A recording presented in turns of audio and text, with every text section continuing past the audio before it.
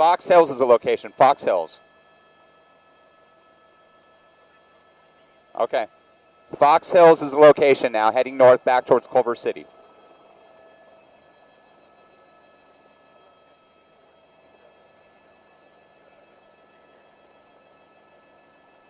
What do we got behind us, Vince, in terms of... Yeah. He's going pretty slow. Okay. And this toss, is it going to be real time or is it going to be on that delay too? Okay. Perfect. Thank you. All right. Perfect. Thank you, Pete.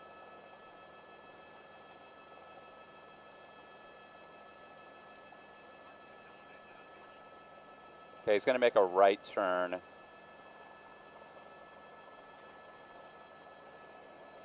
That's Culver City.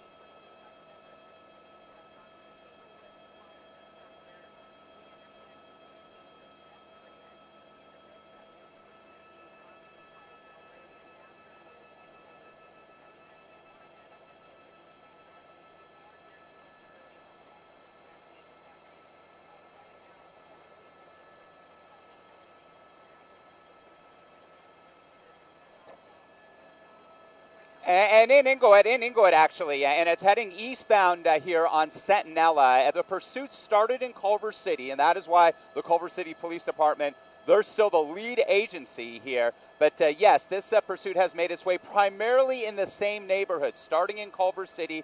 It's in the Playa del Rey area that we're hearing that an individual on a scooter may have been struck, possibly a pedestrian, but there's a lot of damage to this vehicle, indicating that it was a hard impact. The windshield of this older model maroon Honda is damaged. So again, either a pedestrian or possibly a person on one of those motorized scooters was struck in the Playa del Rey area on Manchester and Pershing, near that intersection there. This pursuit has primarily been more of a slower speed pursuit, staying more on the north side of the LAX complex here, weaving its way through Inglewood, Culver City, Playa del Rey. And again, it was in the Playa del Rey area where that individual was struck. You could see that the windshield is badly damaged. Also, the back window looks to have some damage as well. Don't have any word on if there's any passengers, and because it doesn't look like those windows are tinted, it's hard from our vantage point to tell. But he is heading eastbound at a relatively slow speed when we look at a lot of pursuits here on Centinela, heading back into Inglewood. So if you look at a map and you see that general geographic area, we're looking at Inglewood, Playa del Rey, and Culver City. Eastbound on Centinela here, making its way through the community of Inglewood. You can see the units trailing. Those are all Culver City police departments here. And so far, we haven't seen him drive erratically, this suspect, but he was earlier when he struck and likely injured an individual near or at the intersection of Manchester and Pershing. Making a right turn, meaning he'll be heading southbound now. We'll get that street for you here in just a moment. You can see a lot of traffic at the noon hour here in Southern California through this very busy community. He's heading back south now towards LAX into the Inglewood area.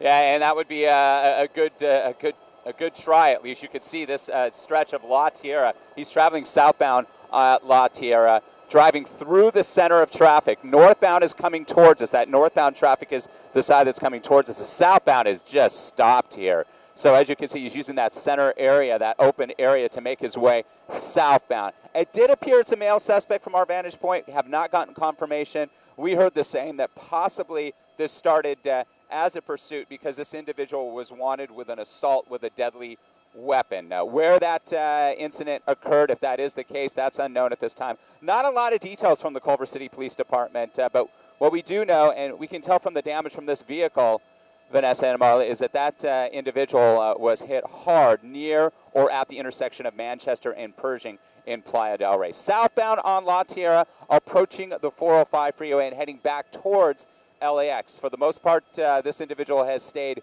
north of LAX, through Playa del Rey, through Culver City, through Inglewood, and now back towards LAX, southbound on La Tierra.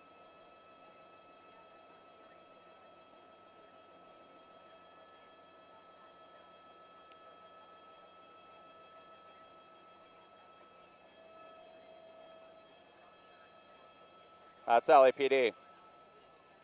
LAPD joining in.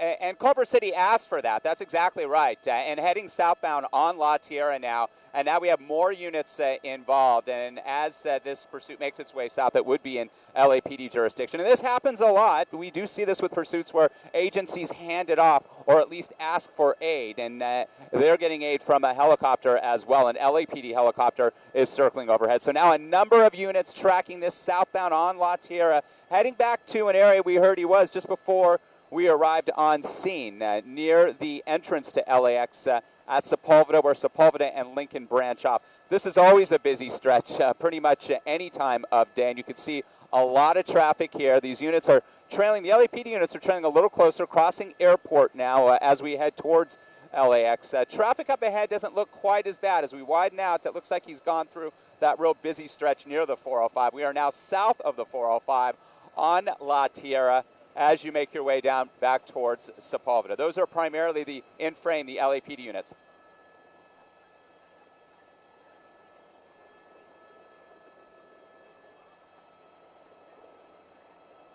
Well, as long as this vehicle is traveling below 35 miles an hour, they can try the pit maneuver where they try to spin him out. And up ahead, here we go. This could be it right now. He just may do it. Yes, he is, on cue, and there he goes, spinning him out here. He had an open area on La Tierra, not a lot of traffic, but he's not going to stop. He's going to keep going. This guy is running. Wow, that was a successful pit maneuver, but he's continuing on, and now he's picking up speeds. But for the most part, the LAPD and other agencies try to use that 35-mile-an-hour threshold.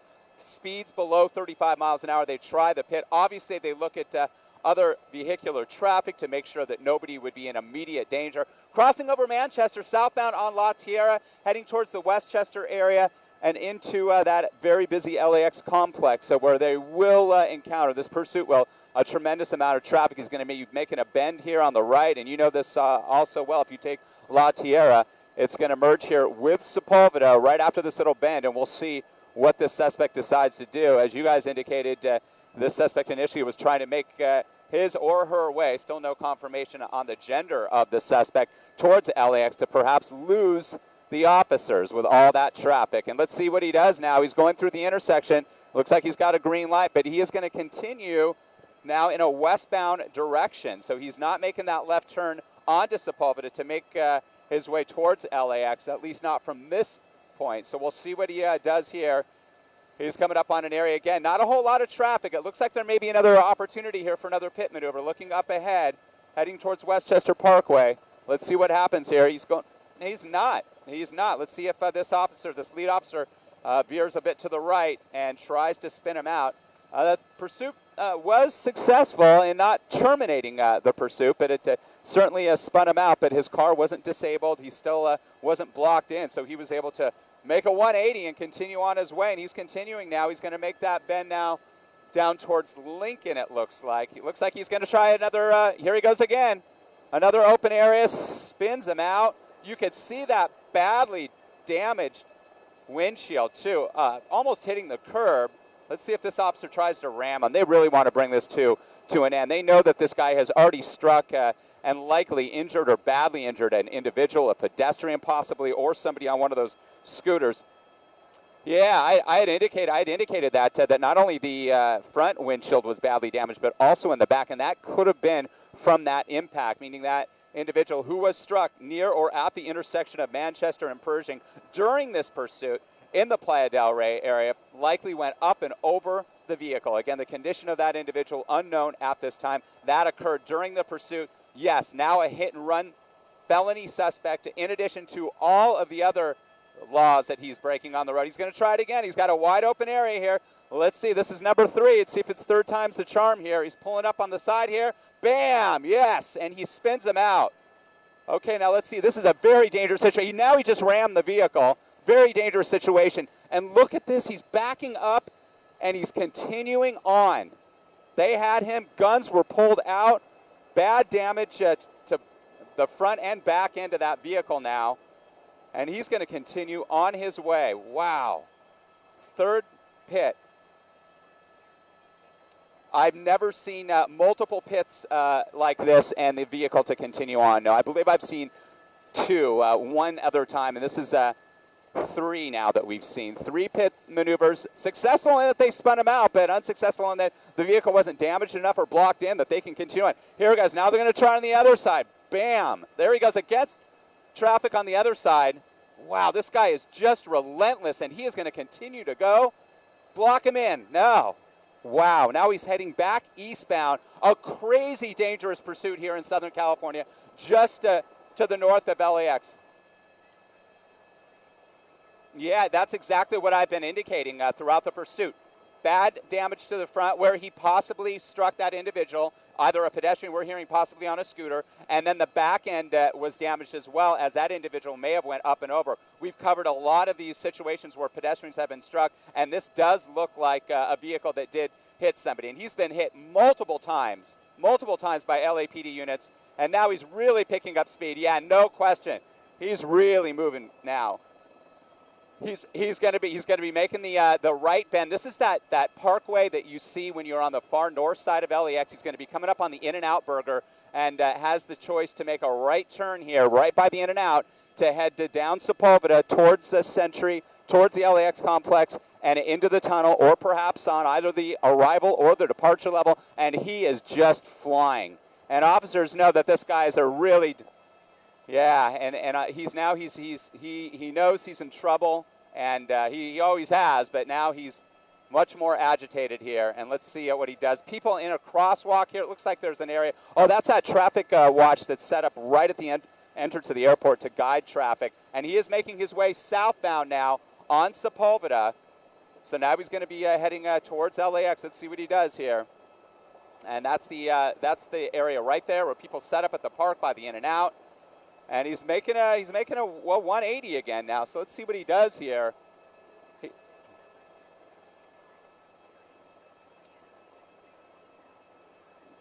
4 pit maneuvers, unbelievable damage to the front and back. And of course his visibility's got to be diminished as well with that damage to the windshield, likely caused by striking either a pedestrian or somebody on one of those scooters here. All right, so now he's making his way back towards the exact same location we saw that 4th pit maneuver. An LAPD helicopter circling low overhead, a number of units. We believe Culver City's still involved. They were the lead agency because that's where the pursuit started. Again, unconfirmed reports. Looks to be a male. Unclear if there's anybody else inside that older model maroon Honda. But we did get confirmation that somebody was struck either on the street near Manchester and Pershing and Playa del Rey. That happened during the pursuit. The pursuit started in Culver City. And we have unconfirmed reports that it started because this individual is an assault with a deadly weapon suspect. All right, now he's making his way down Lincoln, away from the airport, towards Westchester, down towards LMU, and into the Marina del Rey and Playa del Rey areas, where this pursuit has already been.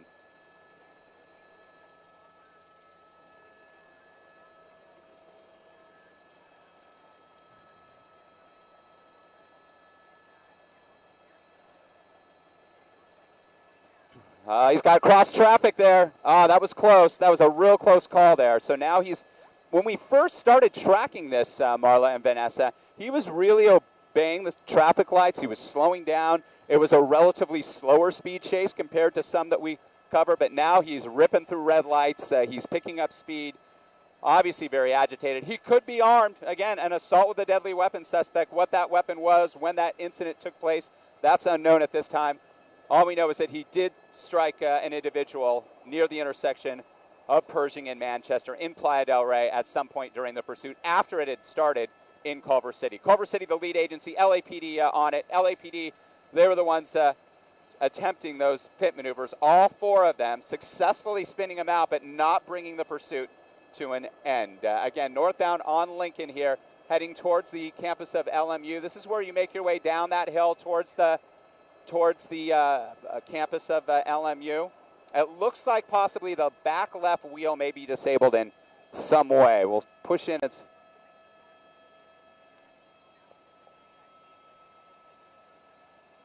Yeah, you may be right there. It looks like it is gone. Now that may have happened because it was compromised already because of that strike, that individual who was struck, and with the force of those pit maneuvers, that could have easily jarred it. We didn't see any gunfire. Those officers were raising their weapons. They rammed, this suspect rammed one of the vehicles. I mean, that's the deadly force right there. So this guy is very dangerous. They're tracking him now down into Silicon Beach, that area here, this area that's very popular to Southern California by the LMU campus on Lincoln, northbound on Lincoln here. A busy intersection. He doesn't have the light. Let's see if he makes a left turn. This is the area very close to where that individual was struck. So he's staying in that same area. This does happen a lot when you're familiar with a neighborhood. That's exactly right. So we'll see if that's the case. But at the same time, we were hearing that he wanted to go to LAX to try to evade the police there because of all the traffic. He had an opportunity, at least one from our vantage point. He chose not to. So now he's back essentially doing a circle from where he was before. Pursuit. Go ahead, Marlon.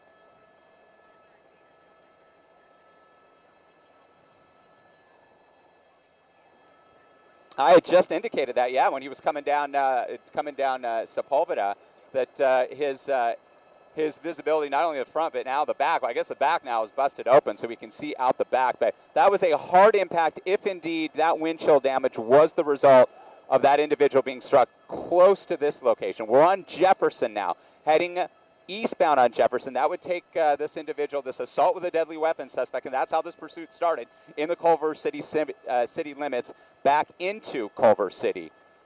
Units have backed off a bit, it looks like. Let's widen out. There's a few there, but they're not as close as they were earlier. And I see a wide open Jefferson here, so there may be another opportunity, a fifth opportunity to try to spin this suspect out. They're tracking him on the ground and in the air.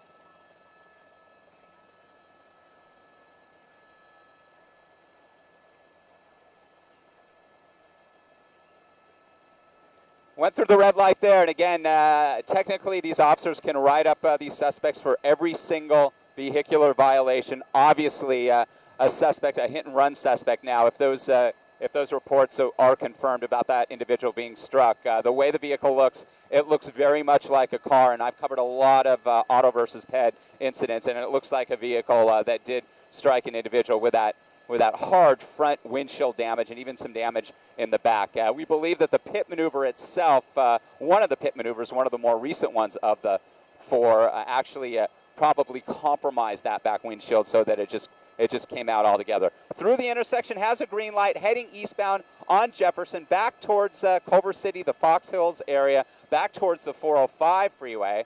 As far as we know, it does not appear that this pursuit has been on any of the freeways yet. If it were to enter the 405 freeway, the northbound, I could see up ahead is just jammed. Look again, Marla Vanessa, you can see that back left wheel. Definitely compromised, and likely by one of those hard hits by the LAPD. Again, a speed of 35 miles an hour or less, they can try one of those pit maneuvers. You can see the back windshield gone, the front windshield damage as well. The tinted windows, looks like the driver, the suspect, has that front window rolled down as well, possibly to help with visibility. Exactly, that may definitely be the reason for that. From our vantage points of watching this, although the windows are tinted, We're not hearing of any other suspects inside the vehicle, just the driver itself. A badly damaged older model maroon Honda here being pursued, heading towards Fox Hills and Culver City, eastbound on Jefferson, now approaching the 405 freeway. You can see the back end damage, the bumper damage, that left wobbly wheel. Off and on.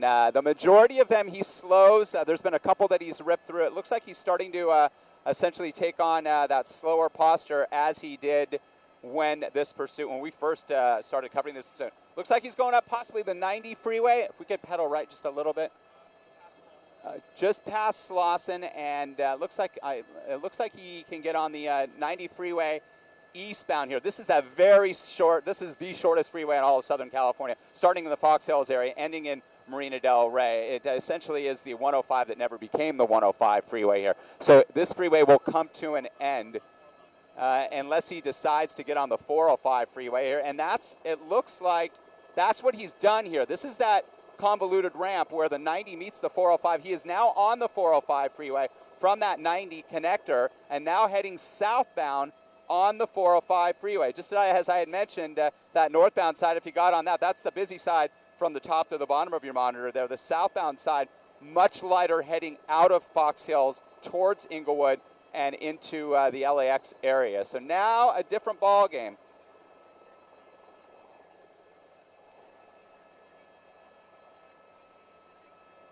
Of the vehicle. That's right. He could be compromised in terms of his speed because of that damage that has been sustained to the vehicle as a result of those 4 pit maneuvers. Obviously, the visibility diminished with that front windshield completely out. So now heading south on the... We can see at least 4 of LAPD officers' vehicles trailing him on that tighter shot. So take it away. Yeah, that's exactly right. 4 units, the helicopter circling overhead. But what's going to happen now for all of us as this pursuit makes its way south is it's going to head into LAX airspace. So even those LAPD helicopters have some limit there. And that's exactly what we were hearing that he wanted to do. Yeah, I would have thought he wanted to stay on Sepulveda and maybe lose himself on the lower arrival level at LAX. That's what's busy. That's where you can perhaps ditch a vehicle and get away into the heavy foot traffic at LAX. But that didn't happen, so he continued on his way.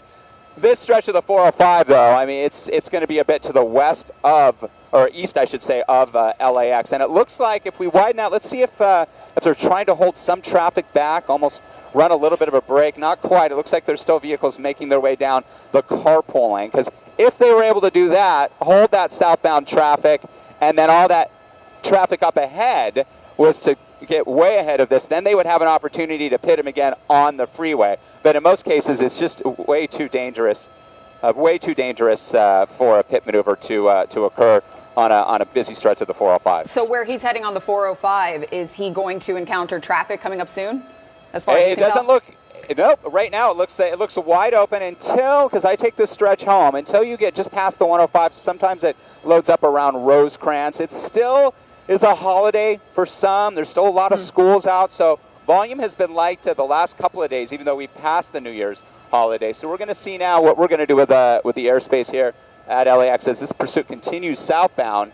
We're going to have to do a midfield cross here, Elijah, to get onto the other side here, Sepulveda cross. Essentially, what we do is we climb up to 2,500 feet in the center of LAX, right down Sepulveda, if you think of the tunnel there, and we climb over all 4 runways, 24 left and right, 25 left and right, so that all of the incoming and outgoing traffic at LAX, we're not impacted by them, and they're not impacted by our high altitude right in the middle of the airport here. And Southbound we 405. We want to recap everyone in case everyone's joining us right now for the Fox 11 News at noon. I'm Vanessa Borge with Marla Tellez, as well as Rick Dickert and Sky Fox, and you are watching a police pursuit that began in Culver City.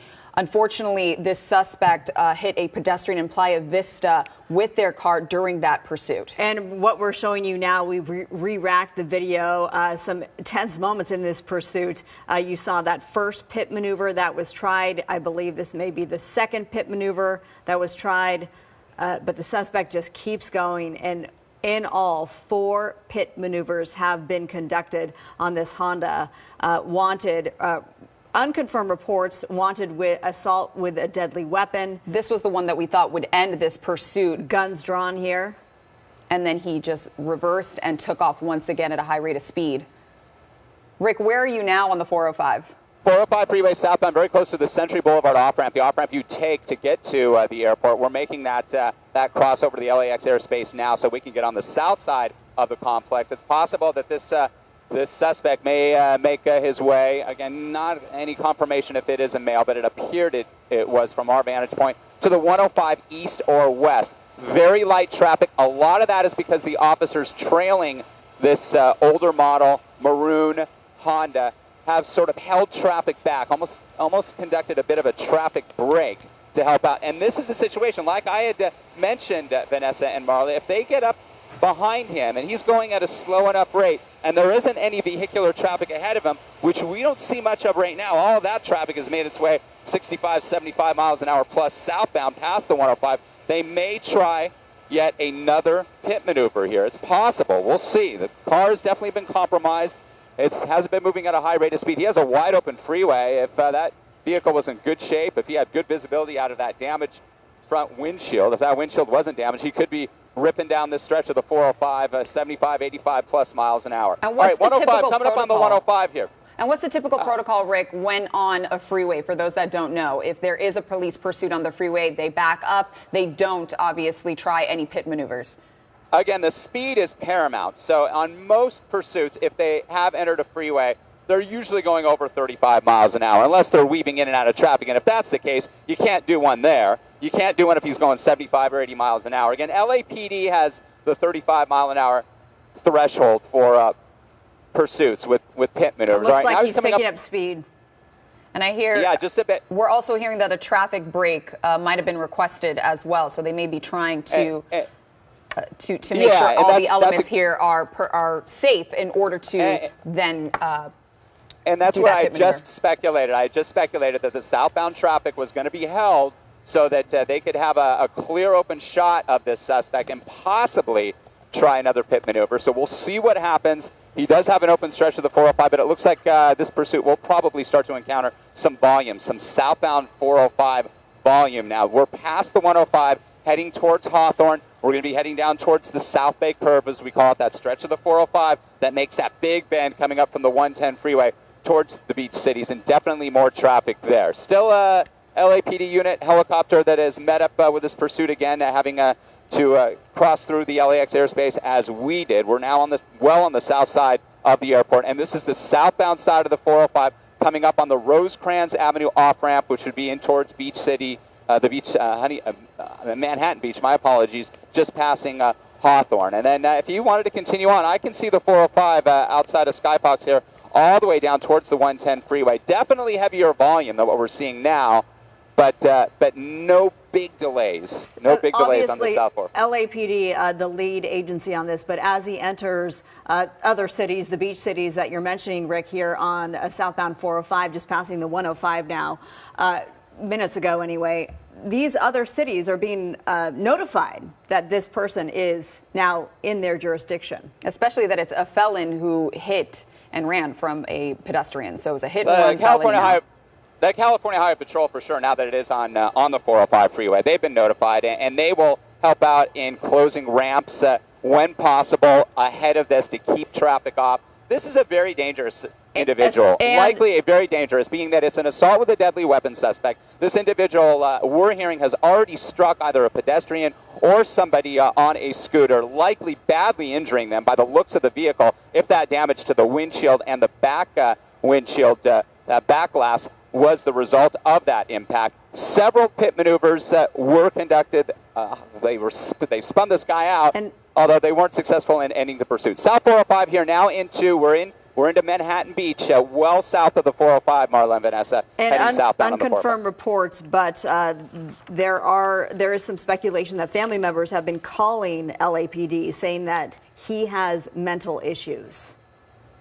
Okay, and that makes things even more trying for officers. When you have a situation like that, it's unclear if the suspect is armed, if that assault with a deadly weapon took place this morning, and this pursuit happened this morning. We're now into almost an hour that this pursuit has been going on. First starting in Culver City being the lead agency. And this pursuit was initiated by the Culver City Police Department because of the suspect being wanted in an assault with a deadly weapon incident.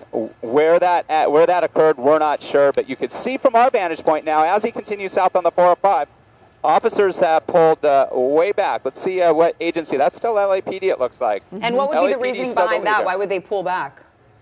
For safety, maybe they are getting some intel perhaps on those phone calls from relatives. They want to keep traffic, southbound traffic back. Perhaps, make this guy less agitated, if that's the case. We've seen a lot of agitation in his driving after those pit maneuvers, but now, he's been driving since he was able to get away from those. A little bit more easy, if you could say that. Not pulling over, obviously, like he should. But definitely slowing down. Part of that to reduce speed may be the result of the vehicle being so damaged from those pit maneuvers and from possibly striking and injuring an individual. That occurred back in Playa del Rey when this pursuit just started near the intersection of Manchester and Pershing. Southbound side of the 405 approaching Inglewood Avenue. Also unconfirmed that we are hearing that he is an Army veteran and could be suffering a PTSD episode. Yeah, that's a tough situation, and we've covered a lot of incidents, and not only pursuits, but other incidents as well, with vets coming back and having those types of issues and turning into a situation with law enforcement. So that this has already become a obviously dangerous pursuit already. Obviously, we haven't seen anything for ourselves from the chopper right now, but we have heard that he hit someone, a pedestrian, in Playa del Rey. So obviously a dangerous situation on top of, unfortunately, if it is confirmed, unfortunate situation here with reports of his mental illness. We're hearing also LAPD requesting CHP take over now. So California Highway Patrol may be taking over, and maybe that's why police cruisers are now backing up and giving some distance to that pursuit, to that suspect. Which makes sense given his location on the 405. Yeah, as I mentioned just a few minutes ago, that the CHP was going to probably take over here once he did enter the freeway. And if he exits the freeway, say in Hermosa Beach, down towards Redondo into Torrance, he's going to be making his way into that area, then the Torrance Police Department would pick up as well. Sometimes during pursuits, you see those lead agencies track him all the way, he or she in these pursuits, well across city boundaries into other communities as well. We had one down in the South Bay recently where the pursuit was initiated in Redondo Beach, and it went well outside the city, but it was the Redondo Beach Police Department that actually brought that pursuit to an end. You can see there that vehicles are pulling off to the right, and this is a good time to remind everybody, if you encounter something like this down the freeway, all of a sudden in your rear view mirror, you see a bunch of officers, lights and sirens, tracking somebody. Never ever try to be a hero. Pull over to the right. Give these officers plenty of space. You just don't know what you're dealing with. And these officers, the CHP, the LAPD, they all are aware of that information that we're passing on to the public that we're hearing about, possibly the mental state of this driver. All of that comes into play in how they will handle it. And every situation is different. You just don't know. With the condition of this individual being pursued for an assault with a deadly weapon, a serious crime, having struck and already possibly badly injuring somebody on a scooter or perhaps on foot at Pershing in Manchester, in Playa del Rey after this pursuit started, you just don't know what you're going to deal with. And this guy has been running, rampant, especially those pit maneuvers, being able to evade officers. And now in the Torrance area? Almost to Torrance now on the southbound side of the 405 here, coming down towards the 110. We'll check the off ramps here. Coming up on Crenshaw, which would make it Torrance, and then the Harbor Gateway area. If he continued south on the 405, he could make his way onto the 110, either north or southbound side on the 110 Harbor Freeway, past the Goodyear plant if he decided to stay on the South 405. I see wide open traffic.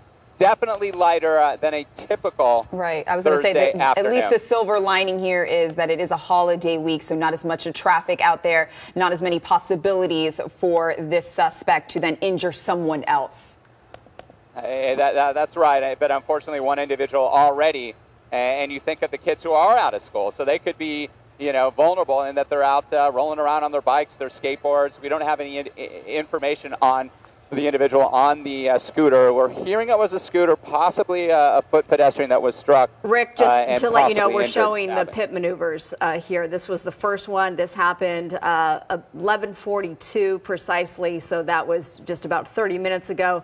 That was pit maneuver number 1. Here is pit maneuver number 2. And there are 2 more, in fact, to show you. The suspect just will not give up. And you got a glimpse as well there of his front windshield, where we're assuming the damage from that person he hit in Playa del Rey. And then this was the 3rd pit maneuver, where police officers then got out of their cruisers and had their guns drawn, but he sped off once again. And also, Rick, per Culver City Police, the registration on this car is current and also has some parking violations tied to it, to this 2002 Honda 4-door. And it does seem like we're learning more about the suspect as we're hearing unconfirmed reports that possibly family members are contacting law enforcement to let them know that they know this individual and what he possibly is suffering from coming back from a war-torn area after serving our country. All of that has not been confirmed yet. All we know is that this is a very badly damaged older model Honda being pursued by the Los Angeles Police Department, by Culver City Police Department, the agency that initiated the pursuit, and soon, if not already, by the California Highway Patrol on the South 405, now approaching, still in Torrance now, approaching the 110 freeway. And then it will enter that Harbor Gateway area, that narrow stretch of the city of Los Angeles that comes out of South LA and makes its way all the way down into the San Pedro area. Let's see what he does here. He could make his way north or south on the 110 freeway, but it looks like he's staying off of that transition road, and he's going to stay the course southbound on the 405, which would take him down towards the Carson and Wilmington areas, and then down towards Long Beach. Next major freeway would be the 710 freeway. Off to his left on the north side of the 405, you have the Goodyear blimp plant. Off to the right, you have the Porsche Experience location there. And there, coming into frame, an LAPD helicopter still circling, watching this all from overhead. And you see other vehicles here entering the 405, just making their way, and they have no idea what's underway.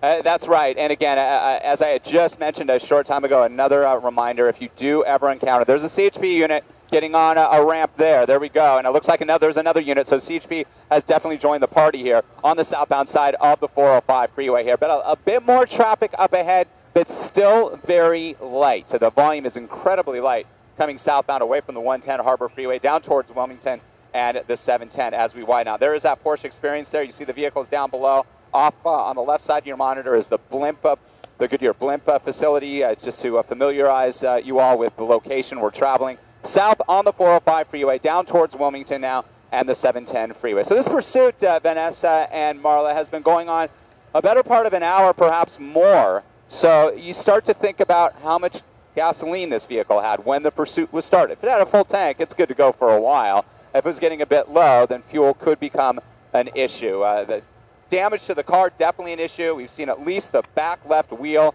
wobbling a bit. That could be compromised in such a way that eventually it could disable the vehicle altogether. Okay, you can see the CHP unit getting a little closer here. The SUV tracking in one of the middle lanes here on the southbound side of the 405, approaching the Avalon Boulevard off-ramp, putting it in Carson. Next to community would be Wilmington, and then towards Long Beach and the 710 freeway. And we do want to, and for those of you just joining us, this is a suspect being pursued initially by Culver City Police. LAPD then joined the pursuit, and now CHP is involved. The 405 south through Carson, just past the Porsche Experience and where the Goodyear blimp is stationed, making its way south on the 405. Along the way during this pursuit, again, it started in Culver City, but made its way through Playa del Rey, where this suspect reportedly hit a pedestrian who was on a scooter. And now we're understanding that the initial want, Rick, this is interesting. I know that we were saying that there were reports that this person was wanted for assault with a deadly weapon. The initial want may have been just failure to yield. Failure to yield. And that's how a lot of them start. That's exactly right. And they did track the license plate, as you guys indicated, and found the vehicle's registration is current.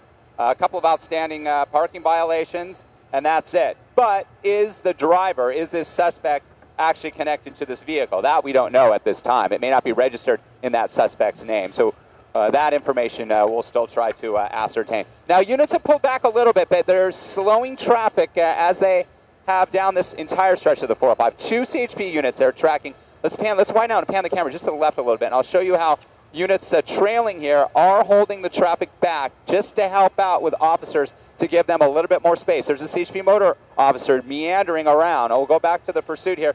This will give officers a little more leverage, perhaps a little cushion of space, keeping people out of harm's way. Maybe if there's a chance, as you can see, now we have a wide open southbound 405 freeway of yet another pit maneuver. Just a couple vehicles ahead, the north and southbound sides, obviously separated by that K-wall, that concrete barrier. The northbound side is the side coming towards us here, southbound side going away. There's the Wilmington Avenue off-ramp, approaching the 710 freeway in the community of Wilmington, having just left Carson, heading now down towards Long Beach. So and we'll it certainly looks like that cruiser is getting again. closer to the suspect as well. They were a bit further back just a few minutes ago. And that lead vehicle there is communicating with the captains, his upper brass, to see how they want to handle this. They are getting as much information on the suspect as possible. They know what happened already along this pursuit that's lasted over an hour, that unconfirmed reports that an individual near the or at the intersection of Manchester and Pershing in the Playa del Rey area was struck. And by the looks of the vehicle, if that damage to the front windshield and the back was caused by that impact, that individual is likely badly injured. Again, we're still trying to get information on that. Pursuit starting in Culver City.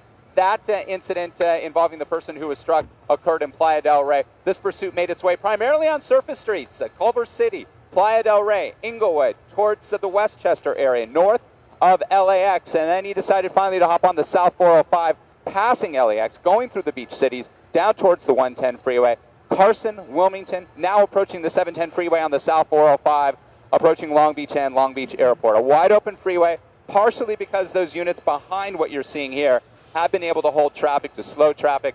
But now we're getting into a little busier area, and this is where we're going to see a lot of big rig traffic. That north and southbound 710 always loaded with tractor trailers bringing goods to and from the Long Beach and LA harbors. And there you go, on cue, into frame. You can see some of those big rigs there. And we really see how brazen this suspect is. Just at one point, one of those pit maneuvers, you know, the officers got out of their vehicles and were just with their guns drawn, and that suspect just sped off once again with guns in his face. And then clearly hit, unfortunately, a pedestrian and possibly severely injured that person. Hopefully not, but we can see just how brazen he is and how unlikely it is that he's going to stop anytime soon. And if this individual is dealing with mental illness, and these officers know that, they're going to have to handle this in such a way. First and foremost, they don't want any innocent bystanders to be injured or tragically killed, which we have seen here in Southern California. That is their first goal. Their second goal is to bring this pursuit to an end without any officers or the suspect being injured, taking we believe it's a male being pursued here, into custody. On the southbound side of the 405, having just crossed over the LA River, passing the 710, he's staying the course on the South 405, now into the community of Long Beach, approaching Long Beach Boulevard. Very slow speed. He's down, possibly down to that 35 mile an hour threshold. They have plenty of cushion up ahead. You can see the nearest vehicle to the south of this pursuit, maybe a quarter of a mile away, not quite that. So now they do have those options to try to spin him out here on the southbound side of the 405 freeway here. And any decision not to would just be based entirely on the safety of all the other drivers on the 405, I would imagine.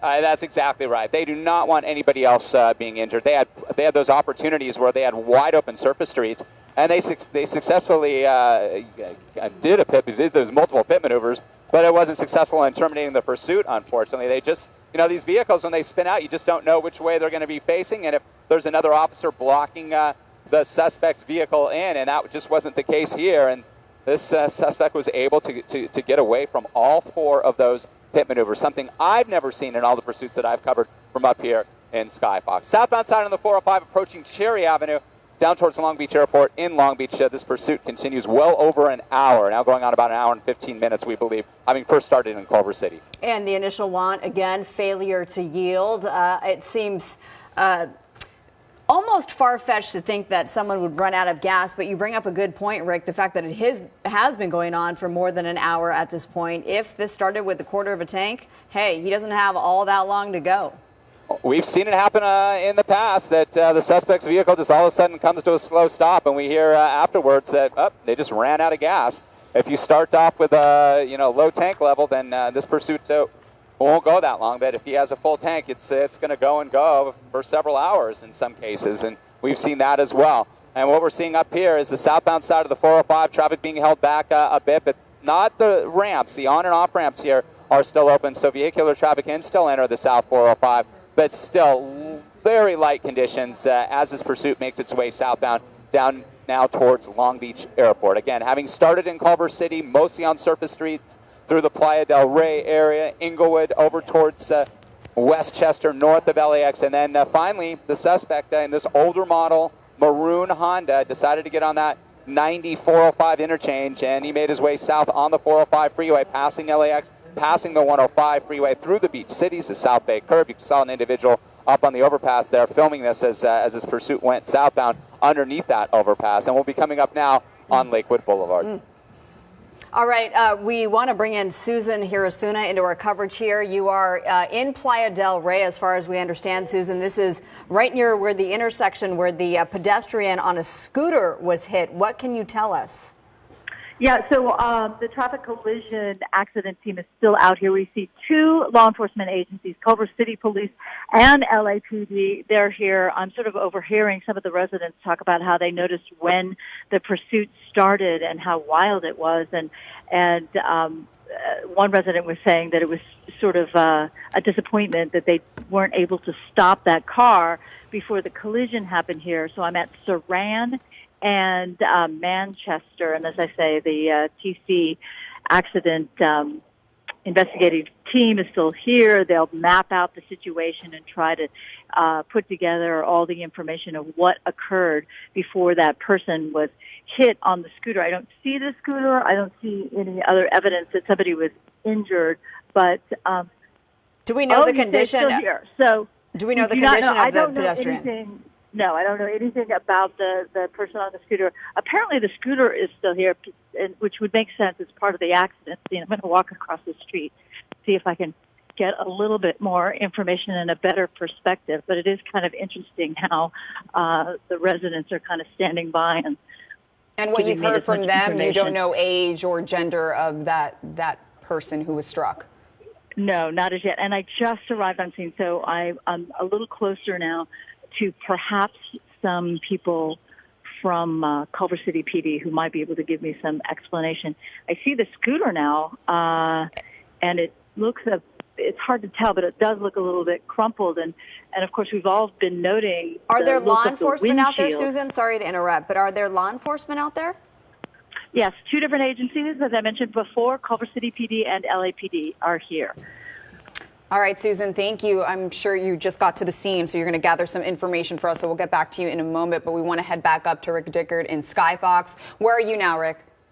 We're on the 405 freeway southbound, still in Long Beach, just having passed the Long Beach Airport, passing Lakewood Boulevard, now heading a bit farther south down towards the campus of Cal State Long Beach. The next freeway, 605 north, would be an option for this suspect, but light volume all the way to the south. I can see down towards Orange County. Yes, if this pursuit makes its way a couple miles farther south, we're going to be talking about it having crossed through two different counties, initially just starting out in a couple of communities doing circles, but once this pursuit entered the 405, it was on, and southbound side of the 405, the entire stretch from the Fox Hills area down to this point in Long Beach, heading towards Los Alamitos, then into Seal Beach, unless the suspect decides to make that transition onto the 605. We'll see what happens there. A badly damaged vehicle, but it looks like he's able to pick up a little bit of speed, probably going about 55 miles an hour now. You can see he's passing some other traffic, but that traffic is slowing because it sees what's coming up from behind them.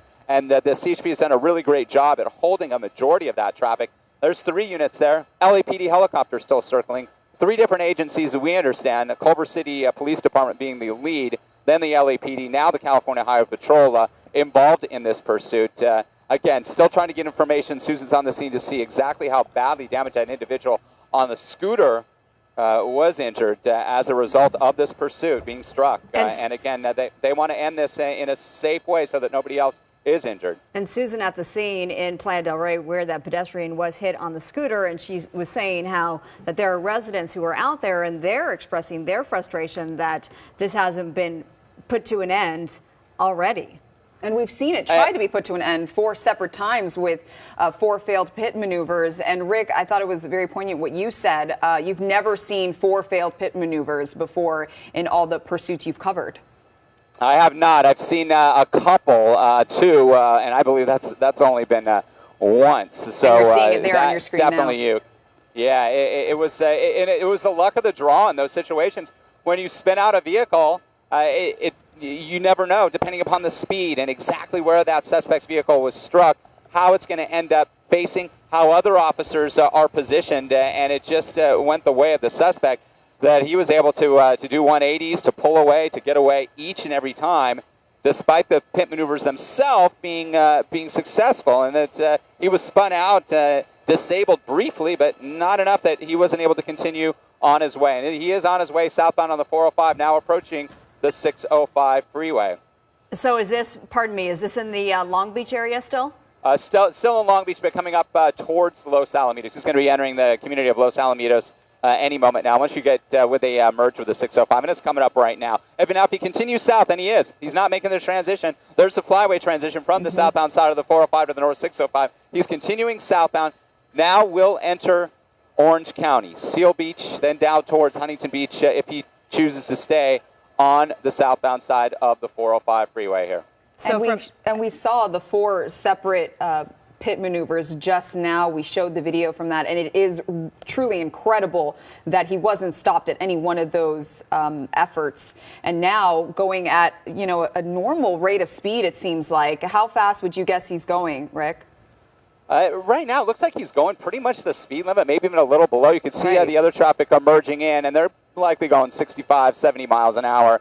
He's going a little bit below that. He's picked up a little bit of speed here, perhaps 50, 55 miles an hour, maybe 60. He's continuing southbound. That was the traffic overflow from the 605 freeway. That's what we saw a handful of vehicles get on the freeway. But as you can see, the CHP officers are doing their best to hold as much traffic back as possible. And the way that he's driving right now is really not endangering anyone out on the roadways. Of course, that is a possibility. As we saw, he hit a pedestrian, so they want to get him off the roadways as soon as possible.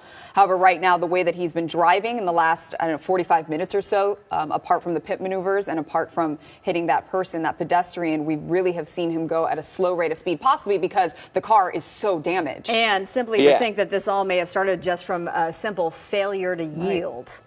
That's right. But, when those failures to yield occur, a lot of times the people don't yield for a reason. There may be a situation, perhaps this individual we're hearing possibly suffering from some sort of mental illness.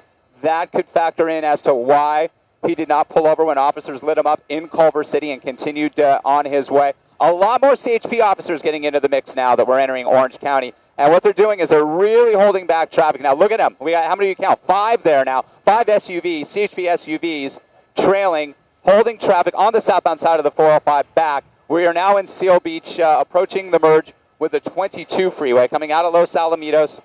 He does have an option to get on the 22 freeway in an eastbound direction, heading towards Garden Grove. We'll see if that happens. But he's stayed the course thus far, just staying on the 405. He's had a lot of options. He's had the 105 freeway, then the 110 freeway, the 710, now just passing the 605, now approaching the 22 on the southbound side of the 405. All we can see trailing the older model maroon Honda being pursued here are CHP units at this time, with a lot of traffic being held back. But now it looks like he could be picking up a little bit of speed here. There you can see the signs with the transition roads offering different opportunities for this suspect here. Again, a failure to yield suspect in Culver City, and hearing that once this pursuit started, after having left Culver City, making its way into the Playa del Rey area near or at the intersection of Manchester and Pershing, that an individual on a scooter was struck and injured. The extent of the injury is unknown at this time. But southbound side of the 405, let's see what happens here. He stays the course. It looks like he's going to. He's going to stay on the 405, which would take him then next down into Huntington Beach. You can see the sign there down towards Irvine. You can connect with the 5 freeway and make your way all the way down towards San Diego if that's the choice of this suspect. And keep in mind, this all started in Culver All right. City, and then he looped around through, Playa del Rey, Playa Vista, looped back around close to Culver City, and now in the 405 South, far south on the 405. And Rick, when we spoke to Susan Hirasuna just a few moments ago, she's at the scene in Playa del Rey, and in fact, this is where the pedestrian was struck while on a scooter, and I'm being told we have an image. Here it is. Take a look. This is tweeted out by our managing editor, Pete Wilgorin, who tweeted out this image of the scooter that was involved in this accident, and clearly you can see it was, in fact, damaged. No word yet, though, on the person who was hit and injuries that that person may have suffered. But again, we do have Susan Hirasuna there in Playa del Rey. And specifically, the intersection, Rick, is Manchester and Saran, S-A-R-A-N, in Playa del Rey, where that collision took place. Yeah, that's what we were hearing, that it was close to or at the intersection of Manchester and Pershing. But we got confirmation there, so a lot of this information that we got initially is coming to truth, and that when we first started covering this, we heard that it was an individual on a scooter that was struck. And those scooters are getting right, and seeing the damage of the scooter and then seeing the damage of the windshield. Unfortunately, what you can only assume is that somebody was severely injured in that. Well, some good news here. This is from LAFD. They say that they did respond to reported auto versus pedestrian and transported a male patient with non-life-threatening injuries. Wow. That is wow, great news. That's something else. So perhaps all that damage we saw may have been caused more by the scooter and not by the individual. We've seen, horrible auto versus pedestrian incidents where pedestrians are struck and killed, and we see damage to vehicles like we're seeing to this vehicle that's being pursued. So perhaps it was just a glancing blow, and the individual was able to exit the scooter before taking the full brunt of the scooter itself, getting the majority of the damage and causing the majority of the damage to that vehicle being pursued. You can see all those officers setting up shop at the on-ramps here to the South 405. They're trying to limit vehicular traffic. They're giving this guy space here. They know what they're dealing with now, because it does sound like some of the family members of this individual being pursued just for failing to yield, meaning that he was lit up perhaps just for some minor traffic incident, perhaps rolling through a stop sign or speeding, and just chose not to pull over. The pursuit was on, and that's when that incident occurred shortly thereafter, having exited Culver City into that area of Playa del Rey, and that's where the LAFD, that is LAFD jurisdiction, so that's why paramedics from the Los Angeles Fire Department responded to that person down, and that is good news, Marla and Vanessa, and that we're hearing non-life-threatening injuries. And let me read the full statement, though, because I just opened it up on the Twitter page of LAFD. Their full statement is, at 11:14 a.m., the LAFD responded to a reported auto versus pedestrian and transported a male patient with non-life-threatening injuries. The vehicle may be the one involved in a pursuit. All questions regarding this incident go to LAPD. So they are prefacing that with may be the one involved. But again, this was near the intersection that we've been reported about someone struck in Playa del Rey about the same time that this pursuit was underway. And the situation is, and as this information comes in so quickly as these pursuits evolve, it may be a situation that the pursuit was happening, vehicles were trying to move out of the way, get out of the way, and one of those vehicles that was trying to get out of the way may have struck the scooter, and then it turns into the scooter itself being struck by the suspect. Bottom line, that suspect's vehicle is badly damaged, so something hit it and caused that damage early on in the pursuit. So all that will be sorted out. We just hope for the best for that victim that was hit, that was riding a scooter in the Playa del Rey area. Southbound side of the 405, now heading towards Beach Boulevard into Huntington Beach, down towards Costa Mesa if the pursuit continues that far. Still very light volume, and a lot of that is the result of the California Highway Patrol holding traffic behind the pursuit, keeping all those vehicles back, keeping a safe distance. This pursuit being tracked by the California Highway Patrol on the ground. An LAPD helicopter was circling overhead for a time as well. Haven't seen him lately. We'll see if there is some air support here. If he had a break for fuel, I'm sure there will be another helicopter that will join in to watch this from above. And a lot of times what they do is they do let these pursuits sort of run their course as long as at least at this stage, it's not dangerous. They back off a little bit. They keep the driver from getting too agitated. They can always track the pursuit from the air. It does appear that they know a bit about this suspect. They know about the vehicle, who it's registered to. So all that information comes into play. But the bottom line is, if there's ever a situation that this pursuit is going to endanger somebody innocent again, then they're going to be as aggressive as possible to bring it to an end. So talking about strategy, which we do when we cover these pursuits that last as long as this one is, well over an hour now, CHP, when you say that they could let it run its course, meaning that they could stop pursuing it, yet still have a tracker above in the sky. We've seen that before. Spike strips are possibilities. They could try to slow traffic enough that they have that wide open cushion. But again, this is a wide stretch of the 405 freeway there with a carpool, and you have multiple lanes, and tossing a spike strip across all lanes, and the suspect not seeing that strip and actually riding over it, that's a bit of a crapshoot, but it has worked in the past, and that is an opportunity. And an opportunity for a pit maneuver still is there once there is enough of that cushion so that nobody else would be badly injured in the event that it went awry and other vehicles were close by. And we're not seeing that right now. And you can see the distance between that suspect and the lead CHP unit. It's a good cushion there. So they are tracking it on the ground. Is there a police ship up right now, Elijah? I'm talking to the pilot to see if we still have a police ship up right now. Okay, now it's a CHP helicopter that has joined in. CHP helicopter tracking this as well. We saw an LAPD helicopter for a while, and then I believe he pulled off. So now a CHP helicopter. So they are tracking it in the air, CHP, and they will continue to do so. And they can back off if they choose to. But they want to end this. They want to bring this individual into custody without anybody else being injured. And we really haven't seen this Huntington be Beach. a high-speed chase either. It's been pretty moderate. He's usually below the speed limit. Cars are usually passing by him. And we're hearing that Susan Hiroshima is actually there on the scene of where that pedestrian was struck in Playa del Rey. Hopefully we can get her up and go to her. There she is. Hi, Susan. What can you tell us so far, what you've learned in the last few minutes that you've been on the scene? Okay, so I heard a rather dramatic story, actually, about what happened here at the corner of Saran and Manchester. And you see there that they're just now moving the scooter out of the street. The scooter is almost in two pieces. It's not one of those Bird or Lime scooters. It's in fact a personal scooter that is motorized. And right now we are told a couple of just vague facts about the victim. We're told that it is a man in his 20s. He is at a local hospital, most likely Ronald Reagan in Westwood. We're also told that one of the witnesses told the LAPD that she noticed what happened because she heard the automobile revving that was being chased. She actually caught sight of the victim holding on to the car before he finally was unable to hold on any longer.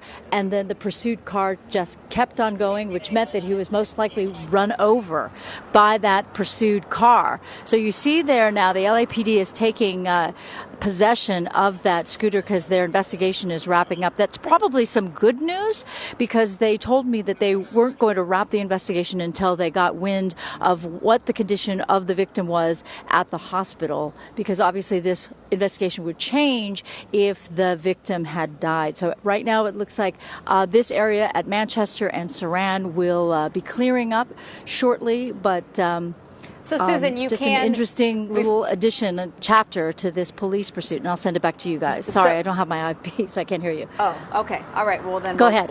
No, go you ahead. You can hear me now. Okay, so I just wanted you to confirm. So LAFD had put out a tweet that they responded to this scene. They said that this may be related to the pursuit, but you can confirm that, in fact, this maroon Honda that is being pursued was, in fact, the vehicle that hit the pedestrian there in Playa del Rey. That is the presumption that brought us here at this corner to begin with. Meantime, I did talk to a couple of residents who live nearby. They did not witness the actual traffic collision, the accident itself, but they had seen the car starting out around Petco, which is a little farther north of where I'm standing right now, and watched as police pursued and tried to pit the car to stop. As you know, that car was pitted a couple of times and kept on going. So, yeah, the presumption is that it is indeed the man behind the wheel of that pursued car. All right, Susan, thank you. She is live in Playa del Rey, where that person was struck, that pedestrian who was on a scooter, we hear, was struck by the suspect, and you're watching the pit maneuvers that were performed, the four failed pit maneuvers in order to stop this suspect. And it really is incredible that he was able to keep going, especially after you see one of these pit maneuvers where officers even get out of their cruisers and just have their guns drawn right at him. And you can see it right here. They're about to get out. So this was earlier, probably about 45 minutes to an hour ago.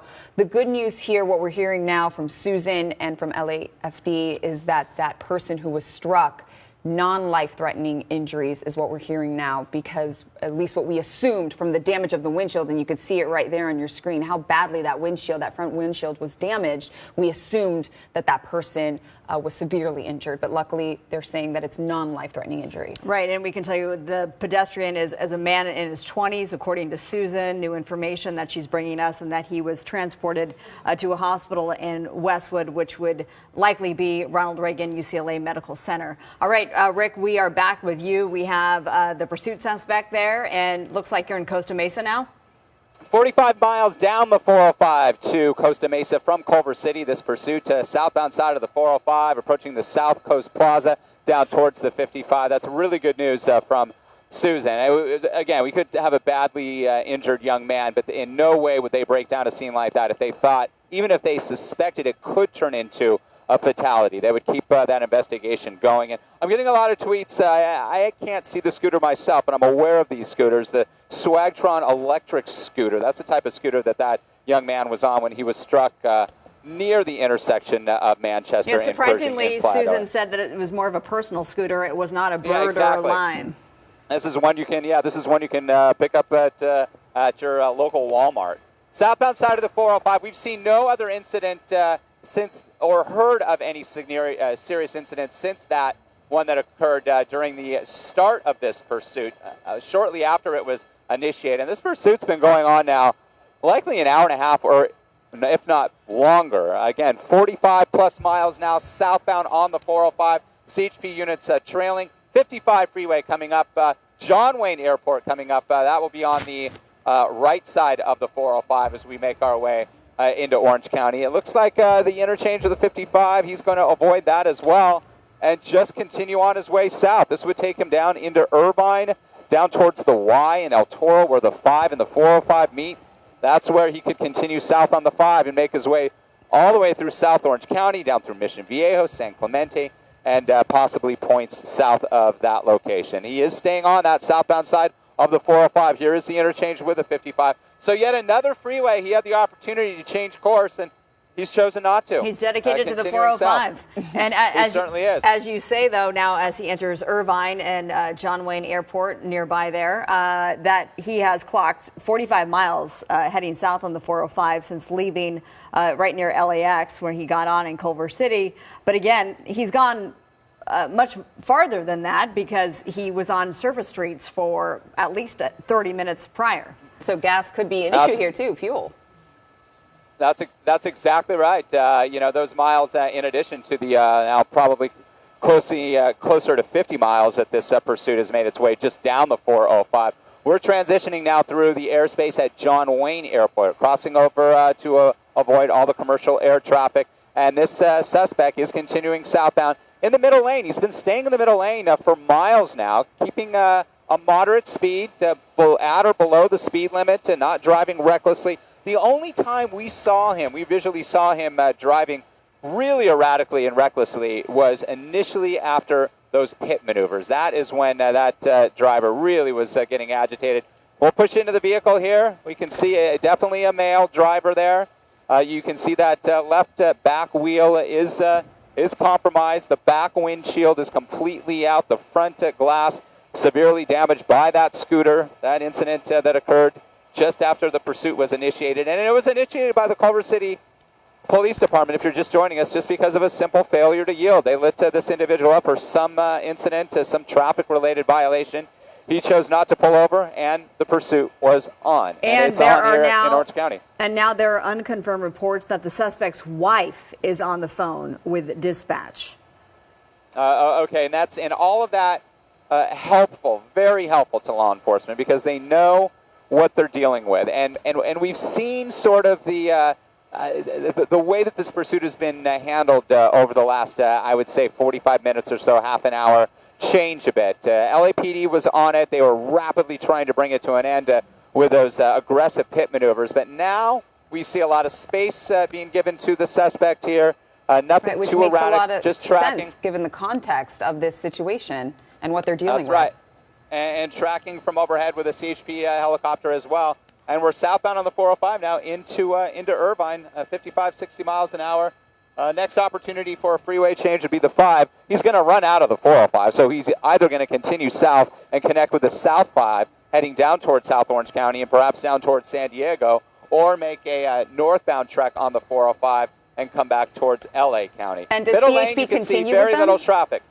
Does CHP continue on with this pursuit? Absolutely. As long as they're on the freeways, they will continue on, and it doesn't look like he's exiting anytime soon. He's had multiple opportunities, not only to exit onto surface streets, but also to other freeways. He's left that comfort zone, at least what we believe is a comfort zone of where this pursuit started, perhaps a neighborhood he was familiar with. Perhaps he may even reside in the Culver City, the Westchester, the Inglewood, the Playa del Rey area, because that's where the pursuit stayed, on surface streets for some time. But finally, after those multiple pit maneuvers, he decided to get onto the 90 freeway near Slauson and to make his way onto the South 405 and continue southbound to this point. Now coming up on over 50 miles. It's amazing that he can even see out of that. Yeah, and it looks like he has rolled up that front window, the front door window there. So he doesn't have the option of looking outside, at least turning his head. And on the freeway, it's a bit more challenging. But you're right, he has a little bit of visibility, good glass on the far left side as he faces out, but the entire center of that windshield just badly damaged, cracked. You see the Honda emblem there on this older model, maroon Honda, being pursued by the California Highway Pursuit Patrol, first being pursued by the Culver City Police Department. That's where the failure to yield began. Back up by LAPD, then by the CHP, and we're just tracking LAPD units southbound, CHP units southbound. At this point, I'm not even seeing any LAPD units. In fact, the LAPD helicopter broke off a time ago, and it's even the LAPD that's tracking, or the CHP helicopter that's tracking from above. So we talked about the 4 failed pit maneuvers. He's obviously going way too fast because you say that the speed threshold, Rick, is 35 miles per hour, so he's going beyond that. When will spike strips become a possibility? I mean, they've been a possibility already, but it takes a lot to get that into play. They have to essentially set up well ahead of where the pursuit is. An officer's got to pull off the side of the freeway, make sure there's enough traffic that has been moved well out of the pursuit realm, if you so to speak. And you can see that's what they've been trying to do, but then you just have this vehicular traffic getting on the freeways, on and off ramps, and that van's doing exactly what you should do in a situation like this, pulling slowly to the right, giving officers from the California Highway Patrol plenty of space. Never try to be a hero here. You just don't know what you're dealing with. This could be a very armed and dangerous, unstable individual with all pursuits. Anybody who's running from police, definitely somebody you have to worry about. So again, slow down, give the officers plenty of space, and that's what we've seen from up here in Skyfox. Let's widen out a little bit more, and we'll show you that traffic being held coming behind the pursuit and up ahead as well. I mean, you can almost count the vehicles. There's units back here holding traffic the best they can. We'll come back down towards the pursuit here. But back to the question about the spike strip. They have to have enough real estate between the vehicle being pursued and the officer that's positioning up ahead so that officer can safely run out and deploy that spike strip across lanes. But this stretch of the 405 having been widened over recent years, the carpool lanes being added from LA County south into Orange County, it's a big wide stretch of roadway here. And it would be a bit challenging, and the officers would have to get a little bit of luck involved in order for that spike strip to be laid across all lanes with multiple spike strips and to disable the vehicle. Looking several miles ahead, though, the lanes do tighten up near the Oceanside checkpoint, so that could be a possibility. Yeah, that's down in San Diego County. That's a ways to the south, but the South 5 coming up ahead. I will say that it is heavier. The traffic's much heavier on the southbound side of the 5, but as long as these officers do what they're doing from the California Highway Patrol, they're now the lead on this. They're holding traffic back enough just to give this guy plenty of space. He's not driving erratically. He's been staying in the middle lane of traffic. A real calm scene from up here, at least for now, that the tactics that they're using are working, keeping everybody safe, keeping everybody at a safe distance. So at this point, they're just waiting for him to take some sort of action, either get off on a side street and then they can try that pit maneuver again, because it doesn't seem like they really want to try another attempt on the freeway here. Yeah, that's exactly right. I mean, there's a lot that they could do, but I think time is on their side at this point, and that he's not driving too erratically. They've been able to get a little bit of information. We're hearing even from his wife, this male suspect being pursued. All of that's coming into play, making sure everybody is a safe distance away. And then when I say, let it run its course, perhaps let it run out of gas, perhaps he'll just, eventually give up. Perhaps there's some communication going on. We don't know if the suspect has a cell phone, and perhaps even talking to his wife as well. And she may be trying to convince him to pull over. There's a lot that could be going on there, and all of that could be coming into play in how these officers are handling it, because they're not being ultra aggressive with it. They're giving that space cushion. They're watching from above and on the ground here with these CHP SUVs. Southbound on the 405, we're going to be approaching the Y here shortly. And earlier we were saying that we weren't sure if there was more than one suspect inside this older four-door Honda. But when we just got that tight shot, sure, it's hard to really get a good look inside because of the shattered windshield, but it doesn't look like that there is anyone else in the vehicle. It doesn't. And he just passed the 5 freeway, the merge with the 5. So now he is on the southbound side of the 5, just past the Y. We call it the El Toro Y, where the 405 and 5 meet down here in Orange County. We have another intersection of the 5 and 405 up in the far end of LA County, up in Sylmar, and this is the southbound merge, and he is heading southbound, continuing southbound on the 5, which would take him into South Orange County, South County, perhaps even farther south, down towards Oceanside, into San Diego County. That's still miles away. But this pursuit, having covered a lot of real estate, initially covering just a very short area that was covered, but now heading south on this entire stretch of the 405 and now on the 5 freeway. Yeah, usually we see these pursuits just circle around a certain area. That's how this started. It started in Culver City, went down to Playa del Rey, Playa Vista, and then he jumped on the 405, and it's just been a southward trek ever since. So far south. Where is he now exactly, Rick? Now down towards Laguna Hills on the southbound side of the 5 freeway here. This will take him eventually down towards San Clemente, Mission Viejo. And if he continues on all the way into San Diego County. Again, fuel on in this vehicle that's being pursued. That's unclear how much gas he had when this pursuit started, but with every 10-minute, 15-minute period, you start to think about how much fuel he had, because this pursuit likely started shortly after 11 o'clock. So we're going on an hour and 45 minutes or so that this pursuit has been occurring here. So now he's on the 5 South? 5 South heading towards the Laguna Hills, down towards San Juan Capistrano and San Clemente. 56, 57 miles now this pursuit has made its way on freeways, down the 405 and then on the 5. That doesn't include the meandering around the surface street areas. But quite the real estate here. Again, starting, if you're just tuning in, as an assault. I'm sorry, I'm going to correct that. That's what we initially heard, that was an assault with a deadly weapon suspect. But then we got confirmation that it was just a failure to yield, that this suspect, this male suspect, was lit up somewhere in Culver City for some sort of traffic violation. He did not pull over, and then the pursuit was on. And it primarily stayed on surface streets through Westchester, over towards Playa del Rey, the Westchester areas. And then finally he decided, after those pit maneuvers, he decided to get on the 90 405 Slauson split there and made his way south on the 405 all the way down into Orange County, El Toro Y, to the 5 freeway. Now south on the 5, heading towards the Laguna Hills area and down towards San Juan Capistrano. Middle lane still keeping to speed as well. All right, Rick, and we want to welcome all the viewers who are just tuning in or have been watching for the last few minutes or so. You're watching an extended version of the Fox 11 News at noon.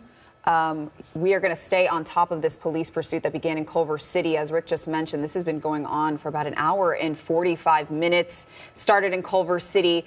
Now it is an hour and 45, so almost 1 o'clock in the afternoon, and police continue to pursue this suspect who hit a pedestrian on a scooter in Playa del Rey. He is now in Laguna Hills, so about 55 miles south of where this all began. Yes, so he made his way from Culver City through Inglewood, Playa del Rey, where Vanessa mentioned that a pedestrian on a scooter, a man in his 20s, was hit. Fortunately, according to LAFD, he was transported to a hospital in Westwood, likely Ronald Reagan UCLA Medical Center, with non-life-threatening injuries. So that is good news there, though significant damage to his personal scooter.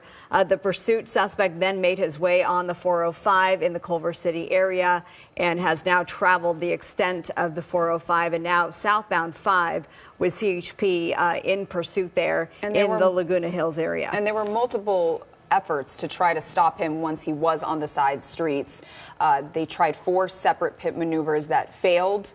At one point, even getting out of their cruisers and potentially discharging their guns. Not sure if they did, but their guns were drawn.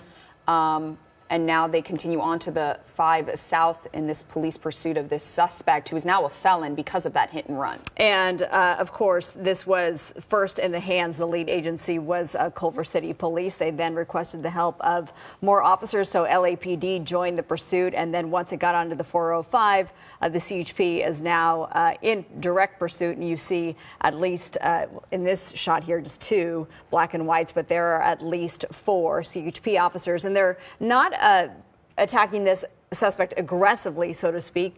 They've now backed off, and they're sort of just letting it, as Rick says, potentially just run its course. They do have a chopper overhead tracking the suspect.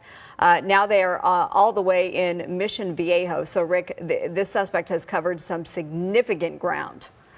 Certainly have. Now heading down towards into South Orange County, and this is the stretch of the 5 that will eventually wind its way towards the 73 toll road, and then towards San Juan Capistrano, and then towards Capistrano Beach, paralleling the Pacific Ocean, and looking up ahead to the south on the 5 freeway, seeing a similar traffic pattern, really light. You know, a lot of people still off for the holiday week, having the holiday fallen on a Tuesday. Still a lot of schools that are out, so the vehicular traffic has been down the last couple of days, even after the New Year's holiday. And we're seeing that on the 5 freeway. Southbound side of the 5 freeway here, coming through Mission Hills, now down towards the San Juan Capistrano area. Moving at about between 55 and 65 miles an hour, staying in that one middle lane. CHP units giving a nice space cushion. Just a situation that we haven't seen change all that much in some time now. Right. So you clocking the mileage here, we must be up to at least 60 miles on the open road here on the freeway. It looks like he's now veering to the right. He stayed in the middle lanes most of this time, but maybe not. Maybe that was just the vantage point that I had seen there from Skyfox there, Rick. But at this point, when you say let it run its course, I mean, it's got to be, it's frustrating. Right. Gas comes into play. There's no question. Yeah, there's no question at all. But essentially, they're not doing anything dramatically at this point to bring it to an end. They're garnering as much information as they can about the suspect, and that's what we're hearing, that even his wife perhaps has been in touch with law enforcement. It's unclear if he has a cell phone on him, and we do know it's a male suspect. It doesn't appear that anybody else is inside that vehicle.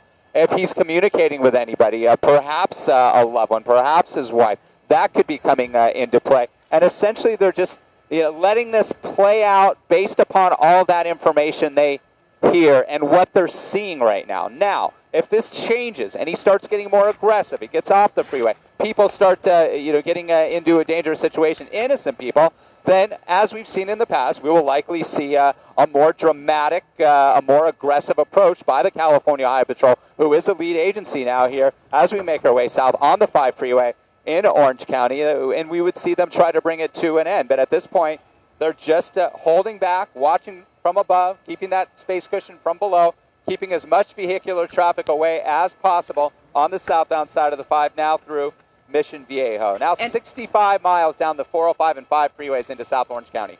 And Rick, speaking of of gas. I don't want to jinx us, but what about Skyfox's fuel load? We still got a little under an hour, I would say. So we still got plenty, and we're hoping to be able to track this all the way to its conclusion, and hopefully a safe conclusion. Unfortunately, the one young man in his 20s, was hit on that scooter. If he gets out of that okay, and it sounds like from what we're hearing with non-life-threatening injuries, he's got a story to tell based upon what Susan reported, that he was for a time hanging onto the vehicle and trying to, just do whatever he could. Right. And then initially, eventually we came heard off. that he possibly was ran over, but incredibly, he has non-life-threatening injuries, and that was confirmed by LAFD. We want to show those 4 failed pit maneuvers again for those of you that are just joining us or haven't seen them yet. So these are all the attempts police tried to stop this suspect, and it really is. I've been reading Twitter and comments. Everybody is commenting on how incredible it is that this car was able to sustain such damage multiple times and still keep going. Yes, Rick, and I know that you're on Twitter too, and Vanessa, to your point, some of the comments are that this has become an advertisement for Honda Civic, right. For Honda Civic, and how much damage this car has sustained, but is still able to continue on. And he's got the gas to do it as well, and he's southbound side on the 5 freeway, just past the 73 toll road by Saddleback College, heading now down towards San Clemente, and those pit maneuvers, so dramatic they were. And again, a pit maneuver, it's an acronym for Pursuit Intervention Technique, and it's a situation that was developed by officers to try to disable vehicles by tapping them on either the back left or back right side of the vehicle, spinning those vehicles out, disabling them, and essentially getting those suspects to give up at that point. And you had we saw 4 of mentioned them. that you've never seen a pursuit where 4 pit maneuvers were attempted and failed all 4 times.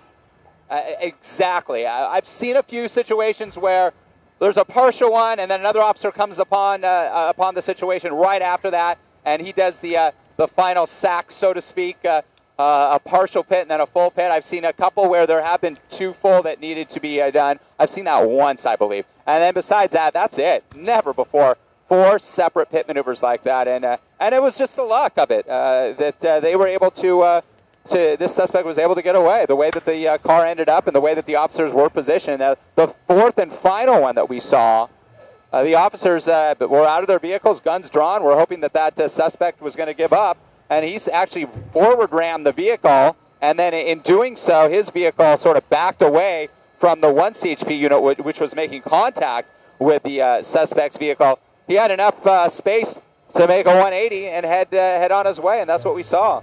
So on this tight shot, Rick, we're seeing essentially 7 lanes. He's got them all to himself. So the southbound 5, we never see it like this. So the CHP is running the traffic brake and making sure that people stay off.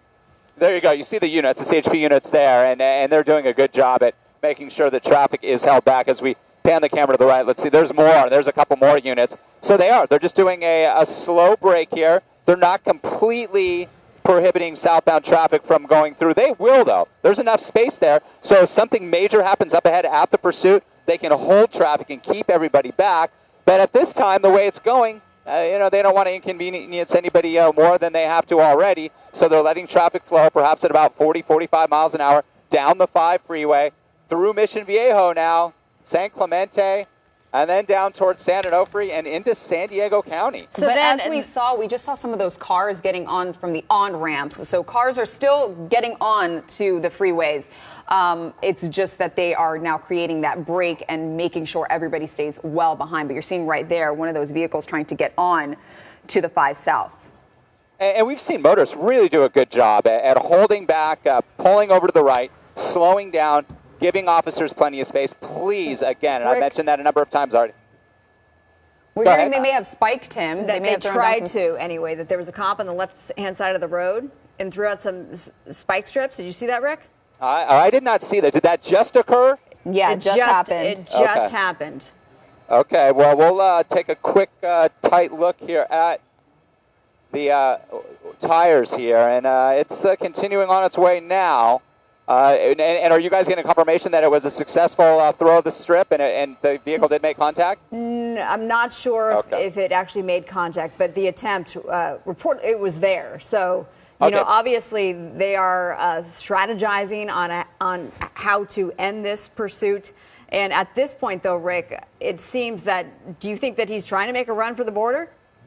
You never know. I mean, that could be an option. Heading south on the 5. I mean, you just don't know what's going into the head of these suspects. All we know is that they want to get away from law enforcement. They want to stay out of custody. And again, we're hearing that this individual may have some mental issues back to his service for our country at this time. All that information these officers know, and they're taking that into consideration in how they play this out on the southbound side of the 5. Now, we are hearing that there was an attempt. We're hearing from up here there was an attempt at tossing one of the spike strips across the roadway here. But as I had indicated when I brought that point up, that it's such a wide stretch of the 5 and 405 freeway here down in South Orange County that it's a challenge for officers to get it to all the way across or multiple spike strips across so that the vehicle would have to encounter that strip. Well, the vehicle did not. The vehicle saw what was happening, the suspect, and was able to evade that strip and did not make impact with it. At least that's what we're hearing from up here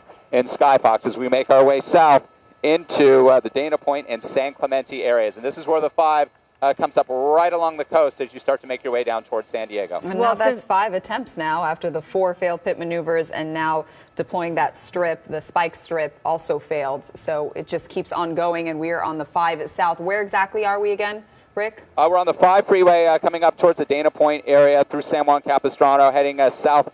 Next community would be San Clemente. Okay, Again, so how far being away are we then? I'm looking it up as I'm asking you, but you're a wealth of knowledge, Rick. So how far about are we from the Oceanside checkpoint?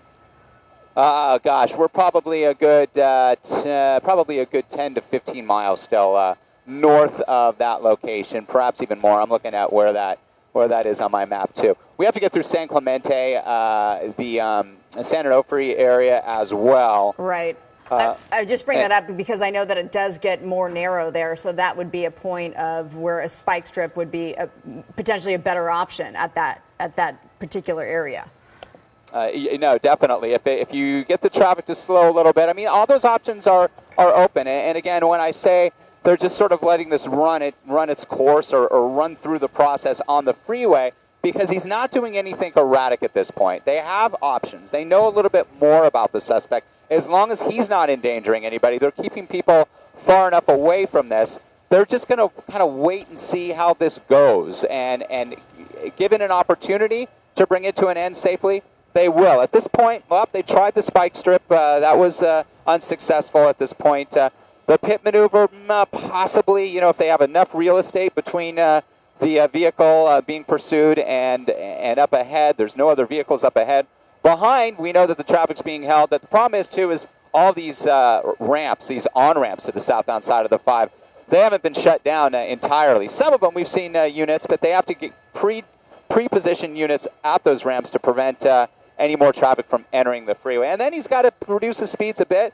I give that 35-mile-an-hour speed threshold in terms of conducting a pit maneuver. That's not to say they can't try one when he is going 50 or 55 miles an hour, given the conditions, given a wide open freeway, no other foot or vehicular traffic around, and the only people that would be endangered, in addition to the suspect, would be the officer conducting that pit maneuver. Again, the pursuit intervention technique that we've seen play out so many times in these high speed and slow speed and moderate speed pursuits like this one from up here in Skyfox. But never before, at least I've never seen 4 separate pit maneuvers attempted, and the suspect was still able to evade police. 5 freeway southbound past Dana Point now into San Clemente. I can see San Clemente Pier up ahead. So, San Onofre, Trestles, and up towards the San Onofre Power Plant and Camp Pendleton. And I did check it out here. That Oceanside is still another spike strip. Another spike strip right there.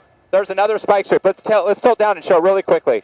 There's the officer there. And again, see the size of the strip, and they position themselves. They throw it out, but there just isn't enough to cover that whole freeway. Right. And it wasn't successful. He saw the first time that was attempted. You may have seen that time as well. Mm-hmm. So 2 spike strips, and they'll continue to try, because you never know. If he's off now to the right, perhaps they'll get an officer on the right. If they could get officers on both sides of the freeway here, on the left and right side, and simultaneously throw a couple across and not really give him much room to evade both of them. Then looks like he's putting on his brakes at this point. Looks like from our vantage point, we saw a little brake light action, so we'll see what happens.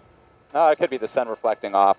Southbound side of the 5, again, past Dana Point, through Capistrano Beach, into San Clemente now.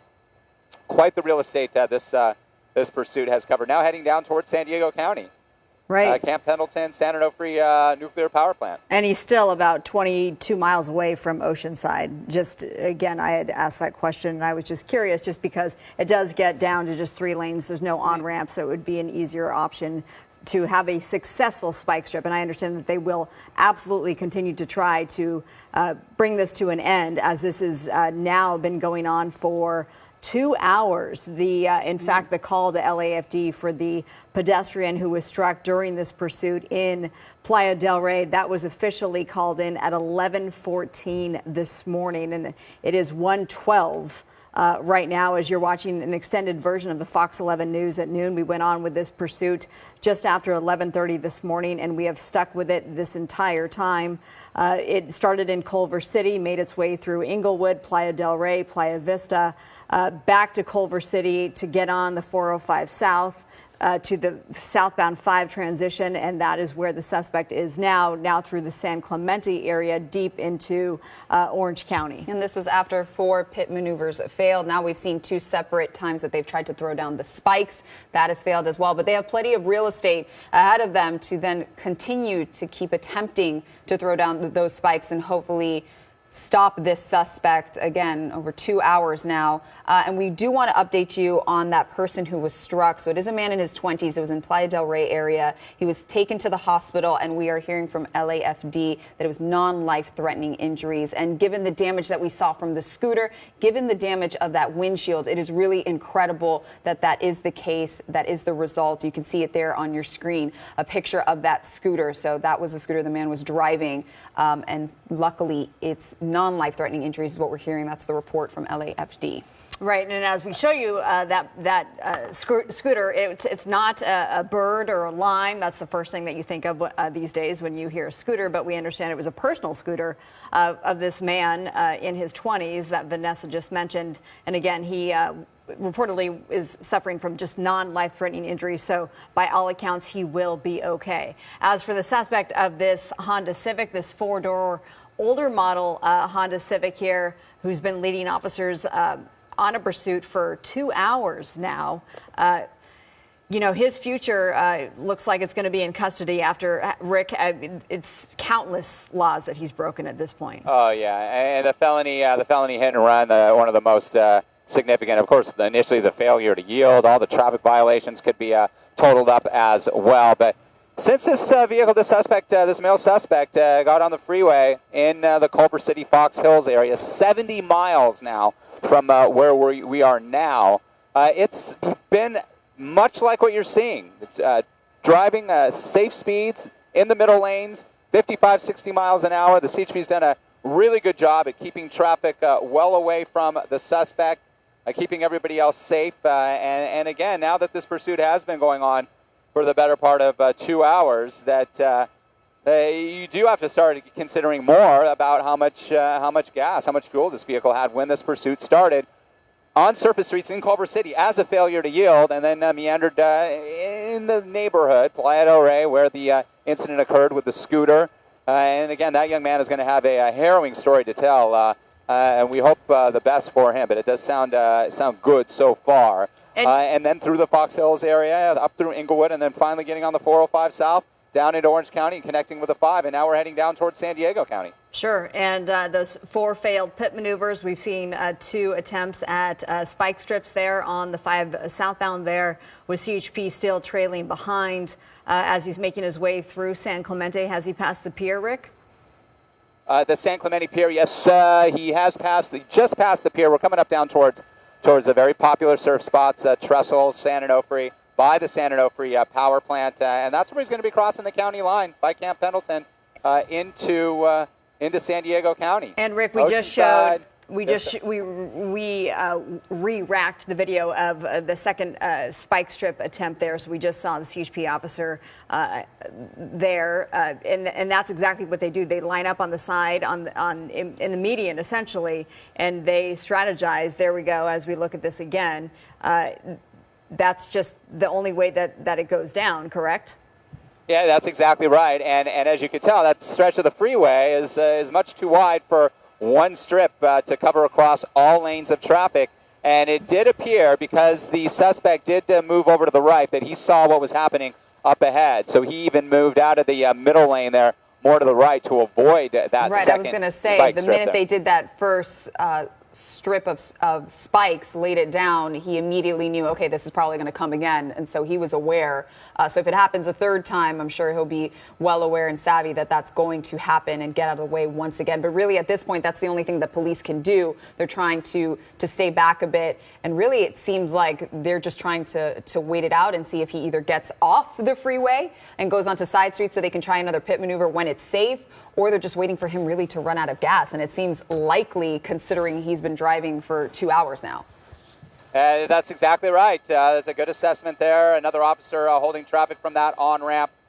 They're continuing south, and we're going to make our way now past the San Onofre power plant here, the nuclear power plant, past Trestles and San Onofre, the popular surf spots, into San Diego County. And who knows where this suspect wants to end up. All we know is he doesn't want to end up in jail at this time, and he's trying to do whatever he can to evade police, but he's not being aggressive in doing so. And with that, the officers, the California Highway Patrol officers, are not being aggressive. They're trying to keep the situation calm, keeping him at a safe speed, and making sure that everybody is kept well away from the incident down below. 2 hours ago, though, Rick, of course, it was a different story when he was being very aggressive when he struck the pedestrian on the scooter.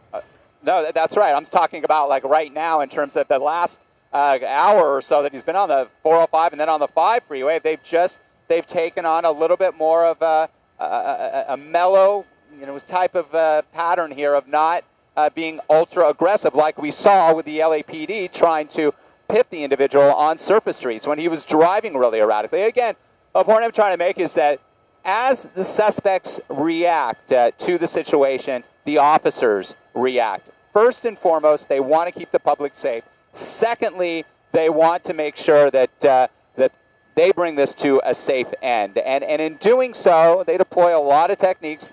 Obviously, they want to end it sooner than later. They have options because they've essentially backed all that southbound Interstate 5 traffic off well to the north of this location as the pursuit heads south. That gives an open freeway like we've seen, so that gives the opportunity for the spike strip. There still is an opportunity for a pit maneuver. I think there's plenty of real estate ahead of this vehicle that they could perhaps attempt to do one. Right now, they're just not choosing to, and part of that is because of the speed. They don't like to do them unless they have to. The pursuit intervention technique, unless the speed of the vehicle being pursued is 45 miles an hour or less. So on the freeways, he has not been aggressive. He's been driving at or below the speed limit, primarily in the middle lanes, not radically crossing over lanes, endangering anybody. And that's why the officers are taking on this position, heading southbound. They're keeping enough of a space cushion, watching from above as well. We believe they know a lot more than they did when this pursuit was initiated by the Culver City Police Department as a failure to yield now over 2 hours ago.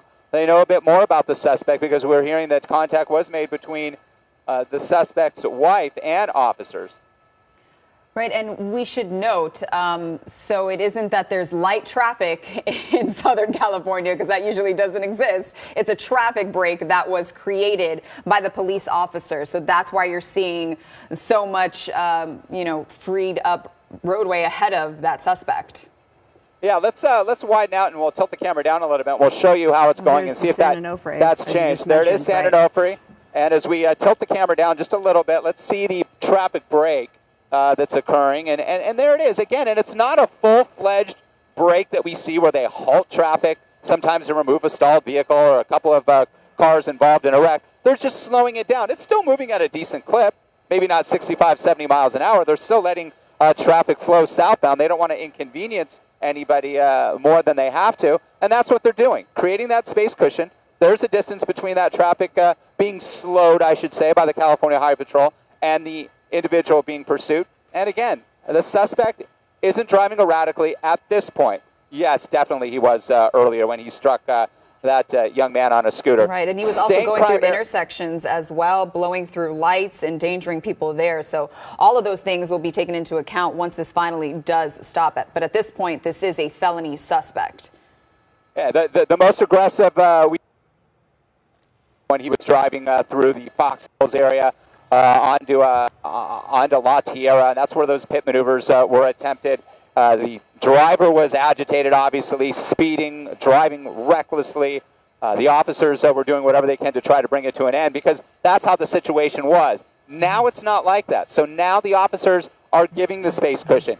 Ever since this suspect got on the 405 freeway up in Culver City, some 75, 80 miles away now, he's been driving at or below the speed limit in the middle lanes. They're giving him plenty of space and just giving this time, hopefully, to end safely. Looking up ahead, I can see the northbound 5 checkpoint, southbound 5 checkpoint. I'm not seeing that up off the helicopter. There's the southbound checkpoint, or the northbound checkpoint, I should say, coming up out of San Diego County towards San Onofre. Traffic really not delayed there. Okay, let's see what's going on here.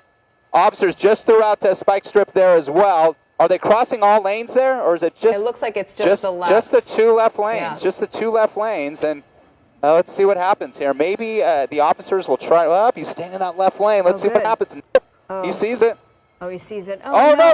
They threw another one across. They pulled it. What they did was they pulled it. They had it in the far left lanes. Then as he was starting to make his way to the right, because he saw it, and he said, "Oh no, I got you guys." They pulled that spike strip. That vehicle definitely made impact with that spike strip. That third spike strip.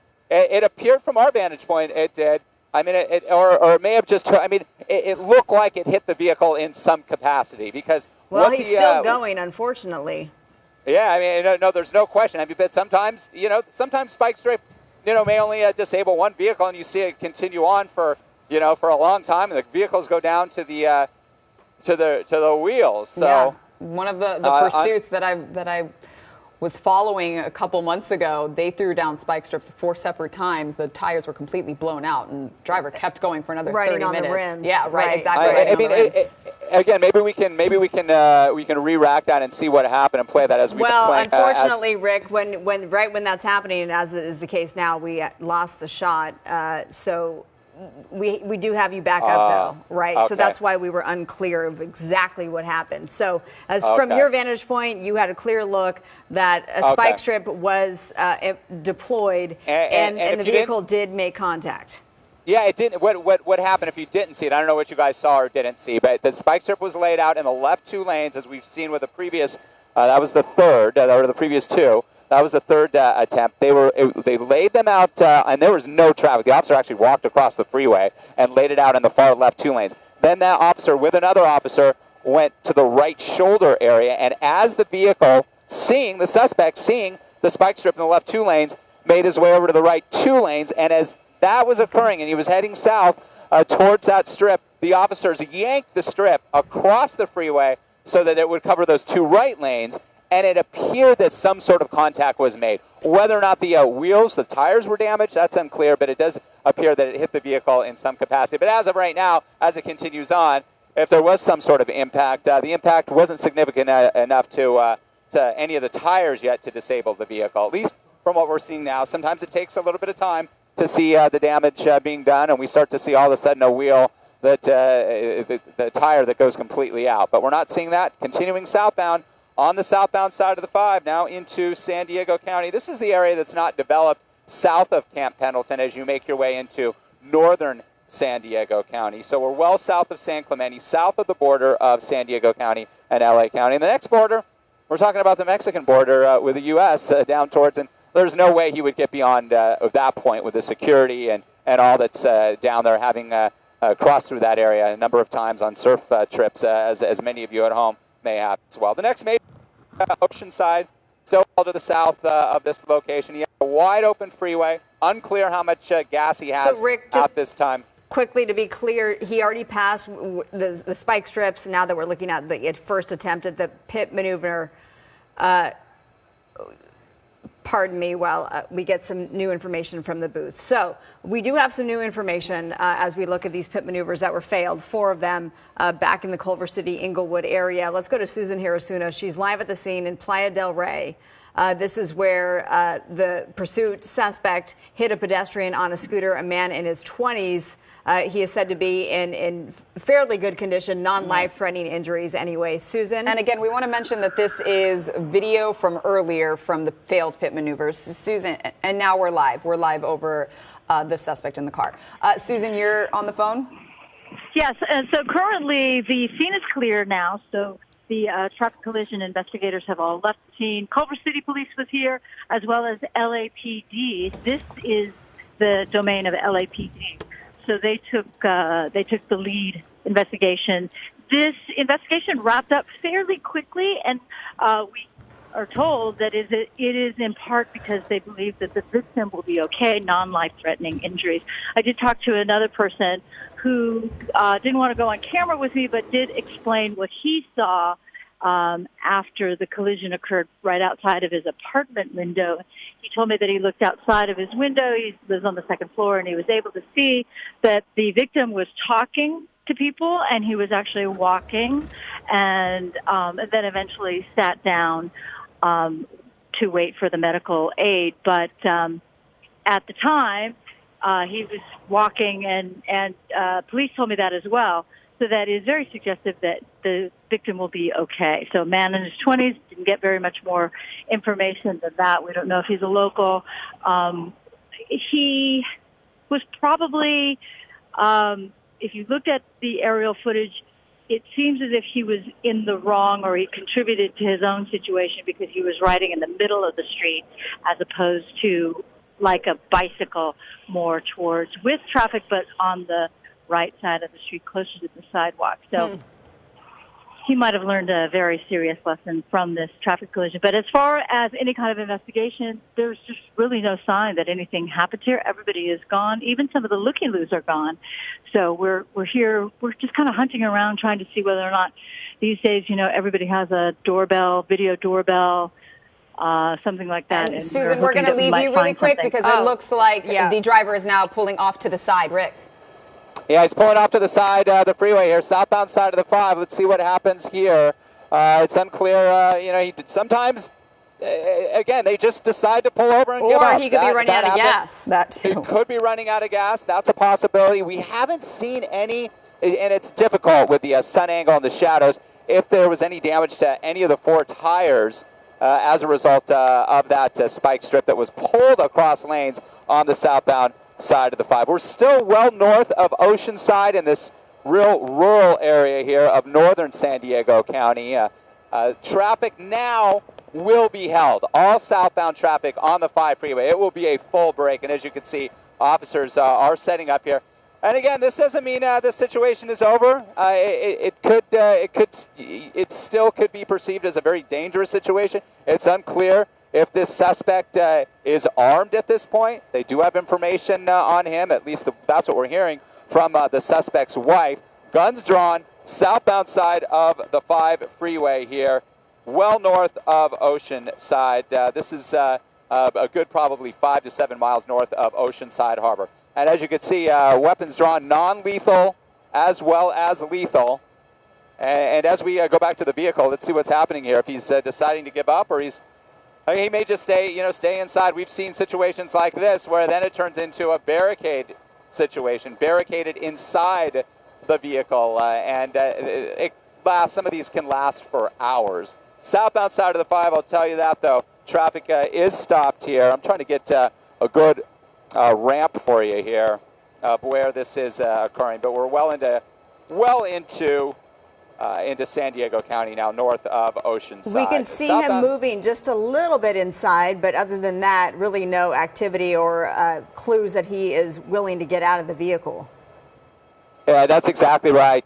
He's just staying inside the vehicle. Now, officers are instructing him, if they haven't already, will instruct him to exit the vehicle, hands up, first showing his hands and arms outside of the driver's side door, but we just haven't seen that yet. And by now, I'm sure he's been given those very strict instructions. Yeah, So we're seeing a number of police officers there and a number of units they got out of their cruisers. It looks like we are seeing some more movement from inside of that car. Not sure if it's his hands outside of the car. If you can maybe zoom in a little bit, Rick, so we can try to get a little bit better of an angle of what exactly that suspect is doing. But a number of officers there with their guns drawn, probably giving them a number of orders. Okay, there's a hand up right there. Okay. We'll push in a little. Okay. So he did have his arms out for a time, and now let's see what he's doing. Is he opening up the door there? No. We Looks were like he seeing rolled the some window movement back just a up. few seconds ago. So we're adjacent to the south, at the far south end of the Camp Pendleton base here, the Camp Pendleton Marine base here, and this is the stretch of the 5 freeway. There really is no development on either side of the 5. This is that really nice stretch of the 5 coming out of Orange County as you make your way down towards Oceanside, and it's the southbound side that's being impacted. All southbound traffic is blocked right now on the San Diego Freeway. This portion of the 5 freeway being called the San Diego Freeway. And officers, both with lethal and non-lethal weapons drawn. They still don't know what they're dealing with. Again, we have an individual, unfortunately, we're hearing reports possibly suffering from some sort of mental illness, possibly having served our country at one time. And now, initially, it did appear that he was going to try to give up, but now he's staying inside the vehicle. Does that rim belong to the Honda Civic? No, that was Okay. there already. Yeah. Let's widen out, and we'll show you the traffic now on the 5 freeway for folks coming south out of San Clemente, San Onofre, towards San Diego. This stretch of 5 can always be busy, and now, again, a full traffic break, meaning traffic has been stopped, obviously for the safety of these motorists as this unfolds down below. We'll go back to that vehicle that is stopped now off to the right. Unclear why the suspect decided to pull over. Was the vehicle disabled somewhat by the multiple pit maneuvers, by possibly making impact with that spike strip? That's unclear at this time. Running out of gas, or just saying, "Hey, I'm done," and pulling over. And now, even though he's pulled over, not choosing to abide by the officers, by the California Highway Patrol, who now is the lead agency. Initially, it was Culver City. That's where the pursuit started a couple of hours ago, plus now. And now what happens Camp now Pendleton. is that they just give him demands, obviously, to make sure his hands are outside of the vehicle so that they can then approach the vehicle, I would imagine, in a safe manner. They know that he isn't going to grab for, anything like a deadly weapon.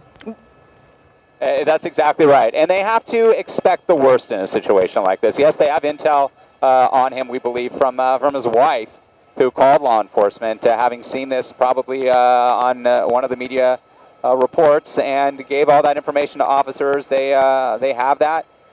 In situations like this, though, it could just be a waiting game. It looks like he's moving around a little bit, looking inside a bag of some sort, inside the front of the vehicle. And in situations like this too, this has been a long pursuit.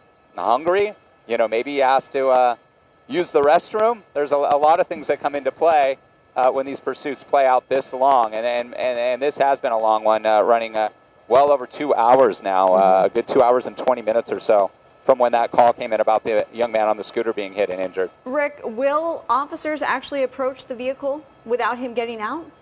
We've seen that happen, and then we've seen the opposite. It just depends on the situation and on the agencies. There are some agencies, and I've seen this, where they're very aggressive. As soon as it comes to an end and you don't give up and they have a canine, they will rush that vehicle and pull that suspect out immediately. But other times they play it a little safer. They're more cautious, and we're seeing that now. We'll see what happens here.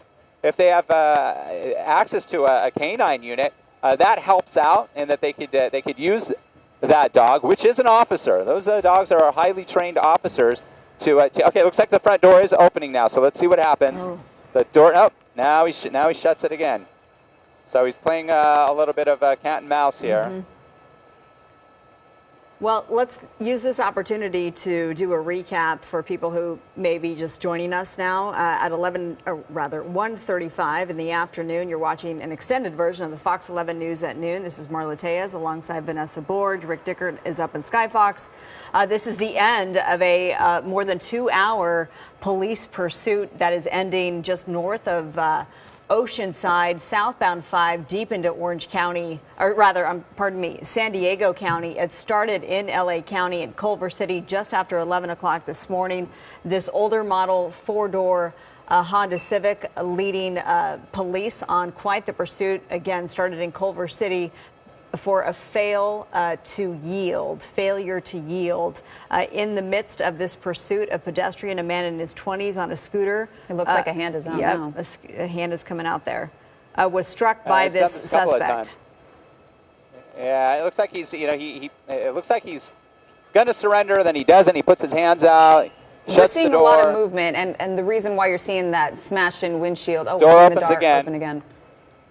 So this is the Las Pulgas Road on and off ramp here. We're almost immediately over this stretch of the 5 freeway, and this is a training. This is a training area for the Camp Pendleton base, both off the shore and in the hills here, and a large area. This base covers a large area of real estate. And this stretch of the 5 freeway, because of that, isn't developed. It's just a military installation. The southbound side of the 5 is backing up quickly as all of that southbound traffic is held before Las Pulgas Road, before you get into Oceanside here. Again, this suspect having been pursued for well over 2 hours, finally pulling over, whether or not it was because he started to run low on gas, his vehicle was disabled, or if he just got too tired and decided to break off to the right. And now this is just a sit-and-wait situation. Right, and there were 4 different pit maneuvers, failed pit maneuvers, and then 3 separate times they threw down spikes on the freeway as well. It looks like that car door is opening again. If we can pan down to the Honda, you can see I just saw the car door open once again. So again, as you mentioned, it's that cat and mouse game that he's playing with these officers. And you can see the non-lethal and lethal weapons as we tilt up again. The colored weapons there, perhaps rubber bean bags or some sort of rubber bullets of some sort, and then lethal weaponry as well. They have to protect themselves. There's nobody in harm's way at this point, with the exception of those officers that tracked this suspect a good 85, 90 miles south down the 405 and 5 freeway to this point, just north of Oceanside in northern San Diego County, at the Camp Pendleton base here. All southbound traffic of the 5 freeway on the southbound side. Only the southbound side. Northbound traffic is still moving. Let's widen out and confirm that at Las Pulgas Road is blocked. Yeah, there's northbound traffic. You can see people hitting the brakes, a little looky-loose slowing here to see what's happening on the other side of the freeway. But if you are expecting someone coming north from the San Diego area up into Orange County and LA County, traffic at this point is open at this time. Again, just kind of a wait-and-see situation here. A little different, though, Rick. Just a little different here is that the fact that the back window is completely blown out, so they do have some entry already into the vehicle. That's true. Yeah, that back window, we believe, was first damaged by striking that scooter, and then the hard impacts of those 4 separate pit maneuvers likely just released that glass in the back. So it is completely open. Not much visibility on the front side either here. And so we're seeing at this point now it's just a standoff. So again, they've been patient with him, driving down for miles on the freeway. Now we're in the upper portions of San Diego County, and now they're just sitting again and waiting for him to make some sort of move. Really, police have just been waiting for the suspect's reaction.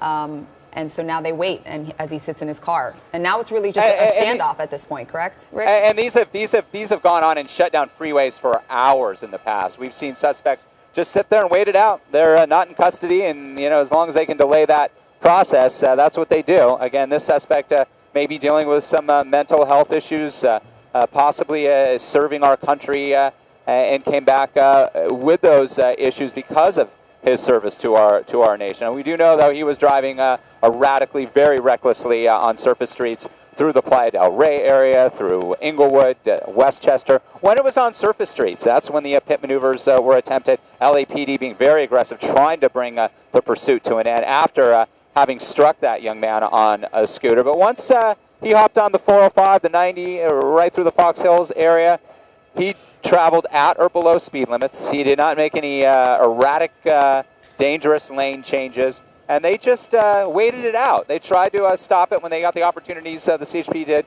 with a couple of spike strips We believe the second attempt, that spike strip made some sort of impact with the vehicle. That doesn't mean it damaged the vehicle enough to bring it to a stop. But the pursuit did pull over, and the suspect did pull over, and now it's just a waiting game. And clearly we are going to continue to wait because obviously they don't want to approach that car and endanger themselves or anyone else because we are seeing waving there's his still hand, drivers. Yeah, we're seeing a lot of movement in that car as Yeah, well. he's waving something in the vehicle. You know, it looks a little okay. Looks like now, perhaps, maybe. He's Door up, nope. talking. Yeah, and then he shuts it back. We've seen that occur quite a bit. And Rick, have you mentioned a canine yet? I haven't seen one. Again, that would be very helpful in a situation like this. You ask, do agencies rush vehicles once they pull over? Some agencies do right away, and a lot of agencies, if they do have a canine unit, it makes it an easier process because that dog, as it's moving towards a vehicle and getting into the face of a suspect, is a deterrent, and it will cause or at least expedite that process of a suspect giving up. And as we you haven't mentioned seen that yet. That back windshield is blown out, so officers are giving him commands, and he can very well hear them. So he is just ignoring those commands to get out and keep everyone around them safe. And they're not sure if he has a weapon. We just don't know, and we are possibly dealing with somebody who has some mental health issues, which makes it an even more cumbersome situation in handling something like this. We've seen all too often in recent years as mental health becomes such a problem across our country where there are incidents with officers dealing with individuals who are suffering and really are not in the right frame of mind and doing things they wouldn't do otherwise. And having to handle that and knowing what the right move is at the right time to bring this to an end and the suspect in custody is challenging. That's one of the most significant challenge these officers have as mental illness, that issue continues to grow in our country, not only here in Southern California. All right, well, we've officially been on the air with this pursuit for 2 hours now, and we've seen the pursuit end here, but now that has just evolved into a standoff with CHP officers. There's, Rick, 4 CHP units there on the ground? Let's count them. There's 1, 2, 3, 4 as we tilt up. Looks like an unmarked vehicle. 5. Another vehicle. Looks like that's a CHP vehicle, I believe, in the center divider that's setting up on the northbound side or some sort of law enforcement. Interesting. Oh, no, it's not. Oh. It looks like it's a media friend of ours from San Diego. Yeah. Yes, right. From San Diego coming north on the 5 freeway here because this now is in San Diego County here, near Camp Pendleton, north of Oceanside. And the backup must be just grossly growing at this point. It is growing rapidly. Yeah, I can see it on my real-time traffic system up here, the red lights, and then there it is, a live picture. Southbound side of the 5 coming away from San Onofre, just jammed all the way to this point at Las Pulgas Road here at Camp Pendleton, the base here. And they're still letting that northbound side get through, though, which I'm surprised. When would you imagine they would start blocking that off to make sure that they're safe? As of right now, they are, and it's all dependent upon the officers what they think is safe. And at this point, they're not too concerned with that northbound traffic still moving through. Again, unclear if the suspect is armed at this point, but that definitely has to be brought into consideration for the officers down below there. A number of units on scene here. From the CHP in northern San Diego County, and this is a waiting game. You can see the officers, and they, some of them just starting to take more of a relaxed pose. There's officers that are still trailing weaponry on the suspect and his vehicle there, but they've seen this all too often as well, where this just continues on. It can continue on depending upon the individual you're dealing with for hours. And we've seen freeways shut down for hours because of standoffs like this. And we've been dealing with multiple agencies. First, it was Culver City Police that started off with this pursuit. They asked for more assistance, so LAPD stepped in. And then, of course, CHP finally took it over once the suspect entered the 405 in the Culver City area.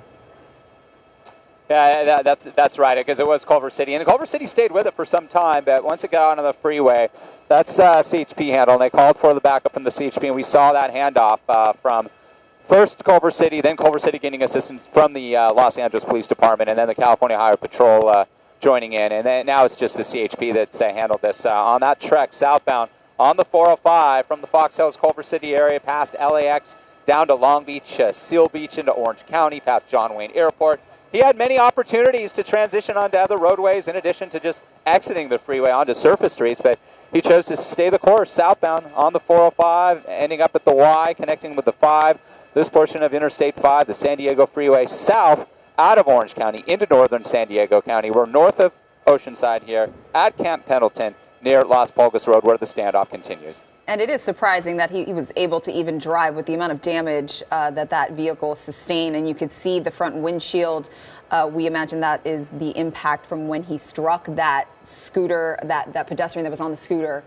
And luckily, that man, who we're hearing is in his 20s, has non-life-threatening injuries because he did hit a pedestrian on a scooter in Playa del Rey.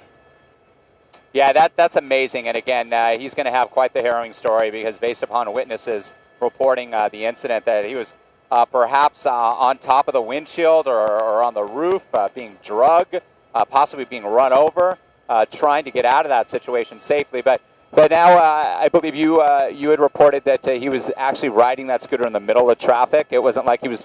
Right, that's what Susan had heard from people in the area. Witnesses said that they saw him riding that scooter in the middle lane, so not even in a bike lane, and that's possibly one of the reasons why he was hit, because the driver obviously trying to get away from police, because this was initially failure to yield call, so that was the initial call as to why police were trying to get this man to pull over, and then he took off, and then it became this pursuit. He hit that pedestrian, and this pursuit now going on for about 2.5 hours, because that initial call of the pedestrian hit was at 11:14 this morning. And the pursuit had started just prior to that. It was very early on in the pursuit when that incident occurred in the Playa del Rey area.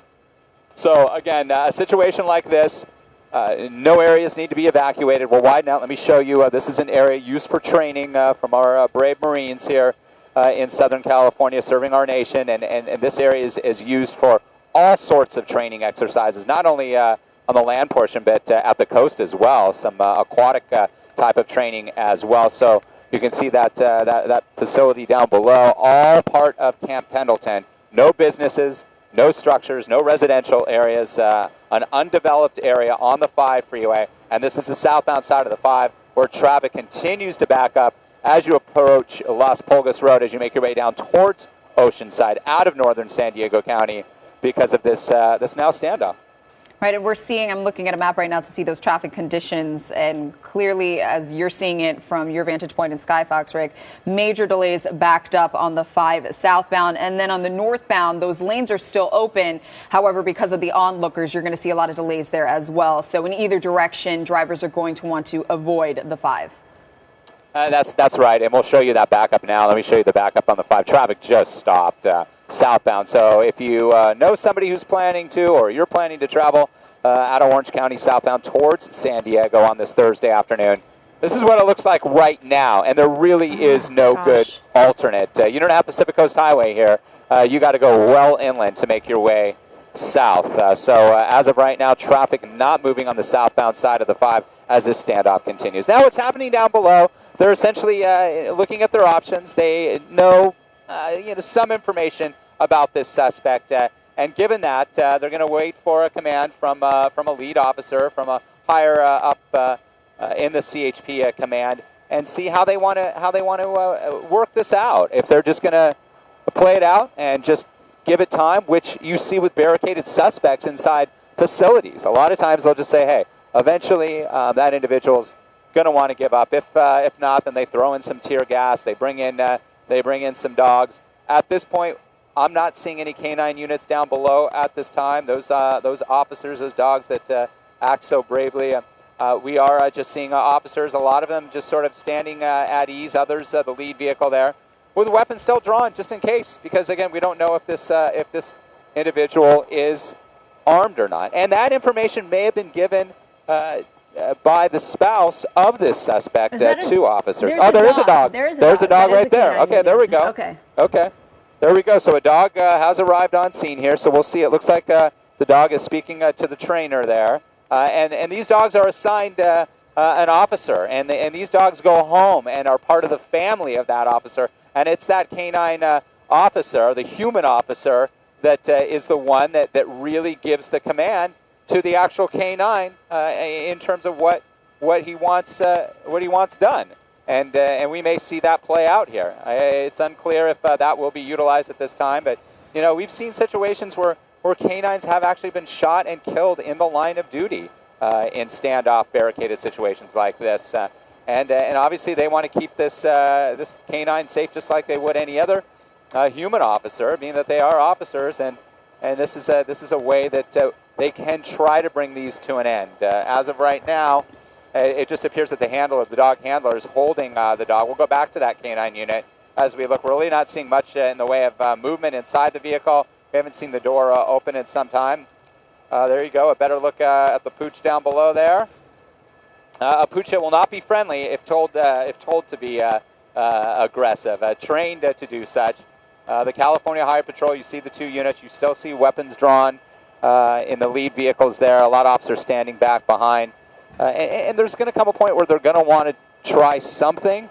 And they are moving that dog around a little bit more. So let's see if they are getting ready to release the dog. And at times, the officers will roll up. The deal is that back windshield's open, and that dog is agile. It's coming. So hopefully that back windshield is open, and I believe that there is enough room for that dog to make its way through the back, and they're trained to do that. They can hop up on hoods, on trunks, and do whatever to gain access. So, and what we're showing you on the left side of your screen right now to our viewers is a shot from one of our crews there on the 5. It seems southbound because they are stopped right now. So you're seeing that traffic back up on the south of 5 just before you get to Oceanside. And then, of course, we're seeing the suspect in his vehicle. And that's the photographer, Gino Arias, who is a Fox 11 photographer. Hi, Gino. Thank you for being there. Can we speak to you? You're there? Okay. Sure, go ahead. Okay. Yeah, sure, go ahead. So tell us your vantage point. Obviously, you're just stopped, southbound 5. So where exactly are you? I just passed the power plant at San Onofre, so I'm guessing right now I'm a couple miles away from the Pulgas exit. Mm-hmm. I'm not moving very fast at all, right. So I'm probably just kind of creeping along here at a couple miles an hour. Right. Well, they stopped traffic entirely on that southbound side of the 5 because of this standoff with that suspect. You can see it right here. We're panning up to show you the beginning of that traffic stop. And we're seeing a number of news crews as well out there, a number of people trying, getting out of their vehicles to see what's going on. Sure. So, Gino, is it an option for you? Do you go on the shoulder at this point to get ahead, to get a clearer shot of the activity? Well, here's my option right here. I can probably do this until probably somebody says, a CHP probably tells me a couple of miles up ahead, there's a number of news crews that are set up on the side of the roadway as well, trying to get a shot of what's going on here. And we're still waiting for that. I'll tell you, traffic's backed up probably about 2 or 3 miles right now, and it's probably going to get worse before it gets better, unless this thing resolves itself. Sure. As you know, I'm sure you've heard that this guy, the suspect, led officers on a pursuit for more than 2 hours and finally stopped for unknown reasons. We don't know if he ran out of gas or because on his own will that he decided just to pull over here where he is, just north of Oceanside, right there in Camp Pendleton, as you are now on the shoulder there, Gino, southbound 5, making your way to the scene for us. Thank you very much for your perspective. We're looking live at the shot. The suspect still has not given up. He's still in that Honda Civic, the 4-door there. The windshield is completely blown out. And if you're just joining us, our photographer, Gino, he is making his way to this scene the best he can, bypassing traffic in the news vehicle, of course. And news crews are already set up there because this has become such the story of the day, without question, as we approach the 2 o'clock hour. And you're seeing that backup for miles that Gino is doing his best to get through so he can get that vantage point for us as well, and doing it safely. And then you're seeing on the right hand of your screen, we're seeing that standoff. There is a canine there. So we did see a canine on the scene. They haven't, obviously done anything just yet, but I'm sure that suspect knows that that's a potential that could happen soon, that they release that canine. And that back windshield is blown out. So that's important to note. That canine could essentially jump onto the back hood of that car and get into that vehicle through the back windshield. And that's in fact what we're waiting to see. Gino, you're still able to get through? Are you being stopped? No, it's difficult because people aren't very happy because I'm going around them. But my camera just went to the side here. Oh, that's okay. No, well, sure, but it's not like you're not trying to beat them to work. You're at work. Yes, trying to get to the scene. You're doing a public service, so. Right. Thank you for that. And again, so we're back to the full shot from Skyfox. The situation, Rick, while we were with Gino, did you gather any more information? See anything? Status quo. We haven't seen much movement from the suspect inside the vehicle for a time. We were seeing a lot of movement, the windows opening and closing, the doors as well. The K9 unit still down below there, guns still drawn. Southbound side of the 5 traffic at Las Pulsas Road. Still blocked. Looks like the window now is open now. So now he's unrolled the window. And again, if you are just joining, the windshield damage that you're seeing, that's not due to gunfire. It's due to the fact that this suspect, during the early stages of the pursuit, which started in Culver City, actually struck a man in his 20s on a scooter, and that's how that front windshield was damaged. The back glass had some minor damage, at least compared to the front at first, but then as a result of 4 really hard collisions, pit maneuvers by the Los Angeles Police Department when they were taking the lead on the pursuit, that essentially shattered the back window. So that back window is open. It is an option for that K9 unit to make its way in. As of right now, again, just a wait-and-see game here. They're going to let this play out as long as they can. Time is on their sides. They don't feel that anybody is in immediate danger. People up ahead will tilt the camera back to the backup, which continues to grow. It's miles and miles.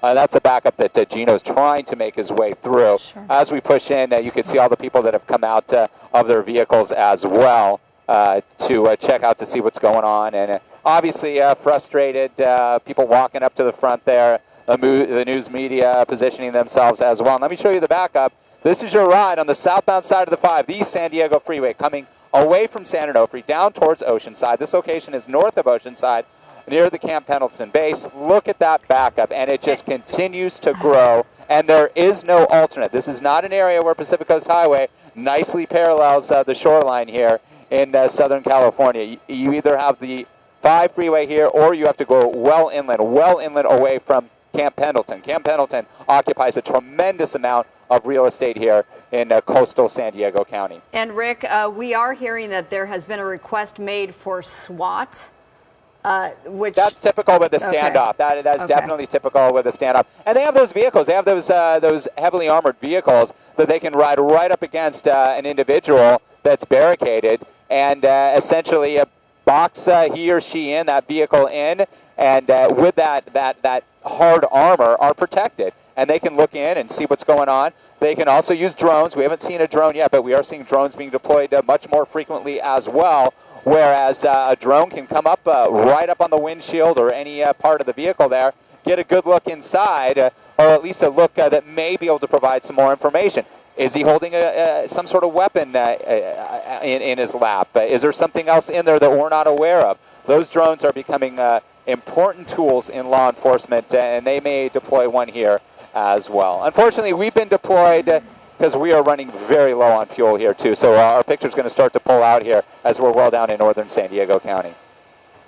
Yeah, and we're still so surprised as well that they are letting drivers on that northbound side of the 5, because if something does occur, it is very dangerous. So hopefully this all ends peacefully.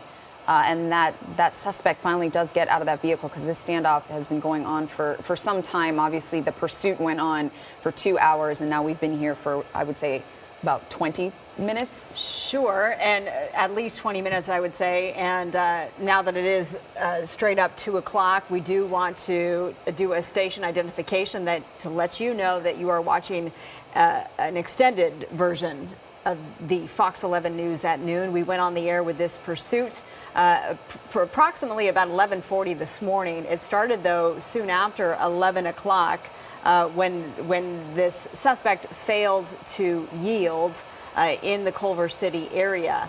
And now it has come to an end and resulted in a standoff close to 75 miles south of where it began, just north of Oceanside and Camp Pendleton. Right, and this all started, as Marla mentioned, in Culver City. He went through a number of neighborhoods, Inglewood, Playa del Rey, and in Playa del Rey is where he struck a pedestrian on a scooter. Luckily, that man in his 20s was taken to the hospital with non-life-threatening injuries. And the reason why Skyfox is leaving is because this has been going on for over 2 hours, and they have to refuel. So we are not going to have that picture up, but we do have our photographer, Gino Arias. He, right there, you can see now his picture full screen. He is in the gridlock that is on the southbound side of the 5 heading toward Oceanside. So this is well north of Oceanside in San Diego County. So he is following behind that vehicle and trying to get a better perspective for you. But that's why we lost that Skyfox picture, is because it has been over 2 hours that they've been flying over this scene that again started in Culver City. Unfortunately, that suspect hit a pedestrian on a scooter. That person is expected to be okay, but he continued on the 405 southbound for another 60, 70 miles southbound, almost into Oceanside. Gino, it looks like you have somewhat of an escort. Well, I think it's just a sheriff who's trying to get to where he needs to get to, and he's making it kind of easy for me to get through right now. So, yeah, I am moving very slowly. So, okay. Yeah. Well, hang on here. Hang on here. So I am moving slowly. Yes, but I am moving. right. So for those of you just watching, this is the southbound 5 trying to get through traffic here to get to the scene of where this pursuit ended, officially ended about 30 minutes ago. That's a guesstimate here. Just north of Oceanside and Camp Pendleton, a pursuit suspect wanted for failure to yield. It all started just after 11 o'clock this morning. We've been on the air for well over 2 hours now, watching his every move, and there were several moves. He made his way through surface streets in Culver City, Playa del Rey, where a pedestrian, a man in his 20s, was struck on a scooter. He is going to be okay. The scooter suffered significant damage, but the man in his 20s who was struck by this pursuit suspect is going to be okay with non-life-threatening injuries, we're told. That's directly from LAFD, and that investigation is now being taken on by LAPD. The suspect then got on, eventually, the 405 freeway and led Culver City and LAPD officers in pursuit for several miles there. The CHP eventually picked it up, and then he made his way to the southbound 5, going through Mission Viejo, San Clemente, and now here he just decided to pull over, perhaps. We're not sure if he ran out of gas or if he pulled over. And as we're looking, Gino, at your camera, we're seeing people stepping out of their vehicles, clearly trying to ascertain what in the world's going on and figure out their best option. Yeah, there's a lot of people standing outside. You know, this is going to be a waiting game for a lot of folks out here. You know, they're all heading southbound into on the 5 freeway here, and they're just kind of looking around and not sure what to do, I guess. Right, and there's really nothing to do. The 5 southbound is going to be closed until this standoff comes to an end, and hopefully it comes to an end peacefully. Skyfox, if you're just joining us, did have to land to refuel because they were in the air for so long. They will be back in the air once they're able to do that. So that's why we're showing you Gino Arias' live shot. He is one of our photographers here at Fox 11, so we thank him for doing that and driving while having that view for us of the gridlock on the southbound 5. So last thing we saw before Skyfox did have to land to refuel was a K9 unit there, potentially going to be used to then get that suspect through the back window. So the back window was actually blown out. We're not sure how, but it was blown out actually early on into this entire pursuit. And during the pursuit in the side streets, before he jumped onto the 405 and then headed southbound on the freeways, police officers tried 4 separate pit maneuvers that all failed. And then while on the freeway, they also tried to lay down 3 separate times those spikes as well. And then finally no he just avail. pulled, yeah, exactly, to no avail. And then finally he just pulled over on his own accord. Right, and it is a 4-door. Maybe we can re-rack some of that video here. Speaking to the control room there, the 4-door Honda Civic. It has significant damage. Vanessa, you mentioned the blown out back window, and that was probably on one of the failed pit maneuvers that was actually blown out.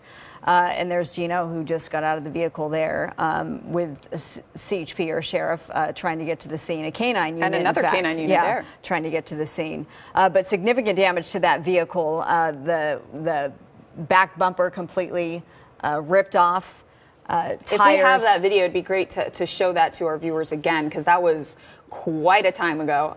That probably happened 30 minutes into the pursuit, so around noon. So 2 hours later, it'd be great to see that video of the 4 separate times they tried to stop that suspect after hitting that pedestrian that luckily we now know is okay. And it looks like Gino's trying to grab his camera and then move over. So there you go. You can see the 4 separate times they failed to stop the suspect. That was pit number 1. You see that he just keeps on going. We're going to show you pit number 2. And again, this is in the Culver City, Inglewood area. There's pit number 2. We thought for sure that was going to do it. That would be the end of it. But nope.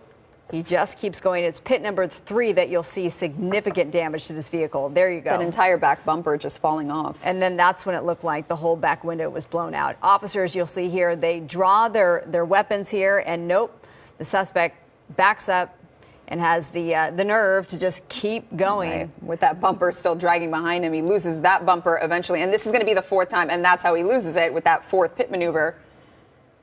And that didn't stop him. He just kept going. And this, again, was over 2 hours ago when that happened, when those pit maneuvers, the attempts occurred. Then 3 separate times trying to lay down those spikes. That also failed to stop him. As we go back to Gino Arias, it looks like you're on foot now, Gino. He may not hear us now that he's on foot and trying to get over there. Oh, he can hear us. He's just trying to get situated. Yeah, absolutely. So we see other news crews there. I got my mic now. Yeah. Okay. I'm making a move closer. Okay, so you're on foot. You go ahead and talk to me if you want. Yeah, and then we're also seeing those. So I'm about 20. I'm about 20 cars back from this thing now. Okay. And I'm getting closer to it. Okay, and obviously you're not the only news crew there. Right, and it looks like there's a number of people standing on top of cars as well, trying to get their perspective of what's going on. Yeah, it's quite the scene out here. That really is quite the scene. And they had been creating that traffic break for some time. So all these drivers, especially in the front, had been following behind some police officers in their cruisers, just trying to slow down traffic to give that break in between the chase and then the traffic. But as soon as that suspect pulled to the side, they immediately stopped the traffic well behind the actual stop of when the suspect pulled to the side. So now you're seeing a number of drivers, because they know this roadway is not going to open up anytime soon, getting out of their vehicles and trying to get a perspective of what's going on. It looks like you are, as I mentioned, well behind the scene. Okay, so you're not at the actual. There we go. We can. There's a scene there with the 5 or so CHP units there. We know that there was a request made for a SWAT team to come. Because the suspect simply is not cooperating. He did make some gestures as if he was going to get out of the vehicle. He would open his driver's side door, look back, maybe say a few things to the officers, and then decide to stay put and close the door. They can obviously communicate with him through the back window that is completely blown out because of one of those pit maneuvers.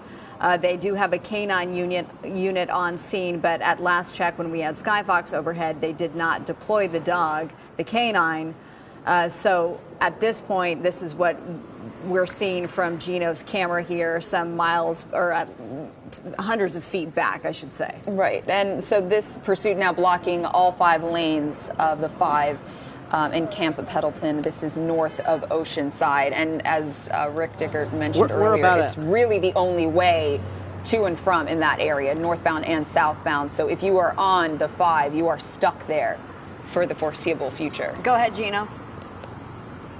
Yeah, I just want to let you know. So if I can widen out here a little, so there's Las Pulgas Road there. We're about a half a mile from the scene right here. I see. Okay. Yeah, right at that exit. Yeah. If I could set the scene, here, there's a lot of folks back here. Sorry about the camera moves here, but there's a lot of folks kind of trying to just figure out, how long this thing's going to last here. Gino, could you actually talk to a couple of these people here and hear from them? Sure, I'll make an effort here. Hang on. So, sir, can you tell me we're live on? Okay, excuse me, sir. We're live on Fox 11. Can you tell me what has this been like for you? Oh, it's been crazy. It's been nuts. I was getting off work at San Juan Cap, and as I was getting on the freeway, the dude just drove by me and was taking off, so I had to pull off to the side. But it's weird. It's crazy. Never seen it before. And how long have you been here? Probably about going on 30 minutes now. Behind the pursuit? What did you see? Yeah, I was behind it probably for a good, all the way from Camino Capistrano all the way down to here. I was behind it the whole time, going about 40 miles on the freeway all the way down to here. How is he getting his information? How is he getting his information? Has law enforcement been in touch with the people here who are now this close to them to tell them what's going on? How are you getting your information about what you're telling me? How are you getting all this information? Just for me, myself. I mean, I saw the whole thing happen in front of me. Just, it was crazy how it just all appeared out of nowhere. And where are you headed to? Oceanside right now. I actually have a doctor's appointment, but I'm not going to get to that on time, so. Thank you so much. Appreciate it. No problem. Hi. Were you close by this thing? Yeah, the entire time. I got on right at LAX, and I've been right behind it, kind of in the top 3-4 cars the entire way. What's it been like? It's been, kind of a normal speed, 55 to 60 miles an hour most of the time, but crazy with the police zigzagging back and forth and just kind of wondering when it would come to an end. Were you actually able to see who was in the car and any kind of movements? We weren't able to see the car. We were behind the car. All we could see was police officers the entire time. Yeah. So what's your situation now? Just waiting to get to San Diego today. So we had no choice but to follow the chase, so to speak. Okay. Thank you so much. Thank you. Any questions? Anchor Was does? he traveling from LAX? Did he just land? I guess I heard that it's a stolen car and he hit someone. Is that person okay? They are okay. Yes, you can let them know they are okay. Yeah. I'm being told they are okay. Good. So you were heading from LAX, and where are you going to? To San Diego for a tournament this weekend. Okay. So. All right, thank you. Thank you. All right. Well, Gino, thank you for efforting to get some perspective from the people who are directly impacted by this pursuit. And that's interesting. That man started from LAX, so he's been there for this entire car chase, just going behind these police officers. We should mention this wasn't a high-speed chase when he was on the freeway. In fact, he was going, I think, some miles per hour slower than the speed limit. As Gino zooms in, our photographer there, we're about a half mile back from the actual scene where the suspect has been in a standoff with CHP officers there. Now, we are hoping that we can bring you good news with confirmation that the suspect has been taken into custody. We don't have an aerial shot, but we are hearing reports that might be the case. But until we can confirm that, I know that Skyfox has refueled. Right, and they are on their way. Is heading back to the scene as we work to get more information. In the meantime, Southbound 5 is completely shut down. We heard from those people. And what I found interesting is that despite how frustrating this is, they all seem to be, or the couple that we talked to anyway, that Gino spoke to, in good spirits. Right. I think everybody's kind of used to, unfortunately, police pursuits here in Southern California. But we are hearing there's a possibility that suspect was taken into custody, or at least on the ground there, as soon as Skyfox gets overhead, because they did have to refuel. Again, this started just after 11. We are seeing some action over there. Police looks like. There we go. It does look like, yeah. Yes. Gino, yes, you can see the suspect. We are going to. And that's the closest you can zoom in, right, Gino? I know you were so far away and you're doing your best. Yeah, I'm actually zoomed in as far as I can go. Okay. I think it's clear, though, even from this shot, that they did have somebody in custody, that suspect. Yeah, looks like they have. On the ground, like in cuffs. In custody. Well, I'm sure everybody behind what I you, can see their from stuff here, is giving a sigh of relief right now. Yeah, sorry about that. But from what I can see from here, it looks like they have somebody in custody. Which is great news, Yeah, great because news. And hopefully it'll it was only be a without matter of incident. time. You're right, that the southbound 5 will be reopened, so those poor folks can get back on their way there. And these officers as well that have been standing by just watching this suspect in the car, not knowing if he had a weapon, and they were just standing back, not sure if they finally did deploy that canine. But luckily, it looks like from this vantage point that it is coming to an end, and they are going to put that suspect into a cruiser, and this could all finally finish. I think we're just minutes away until Skyfox is back overhead.